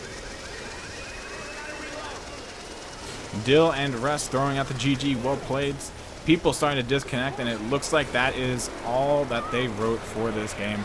Rochelle, the last actual player-controlled survivor here, and now everyone on the survivor team is AI, and that will do it. So your victors for the game after, what, 3 hours, actually, of gameplay, will be the Team Millennium. And they will advance to the round of 8, and we'll see Team Babadook actually being knocked out. And actually, the AI are still going. You know, I ain't leaving this till it's over. I'm staying. Oh. For some reason, Coach and Nick are actually running backwards in the map. But I'm staying. What is this? You can almost make a documentary out of those spots in the wild. And how the bots clawed it back. They are literally bringing it back. I can see Nick. I mean, I can see it on your stream. Nick and Coach just running back. I don't get it. I don't even any SI. There's no SI up. Yeah, because everyone. There's nobody in the server but me. They're just gonna run into the water. Underneath the bridge as well. Where are they going? I don't know. Now they're on the side of the bus. Is this their actual pathing? Oh my god. I'm so confused. They're just gonna run back, bleed out, and just wait for like Collins to swipe them when they're 1 HP. Or what that is. Nick is literally just firing a pistol. I'm so confused. Oh my god. I can see Coach at 1 HP. Right. I'm gonna end this before it gets any worse. Farewell, the AI. But thank you guys very much for tuning in. That was so stupid. Oh my god. Oh man.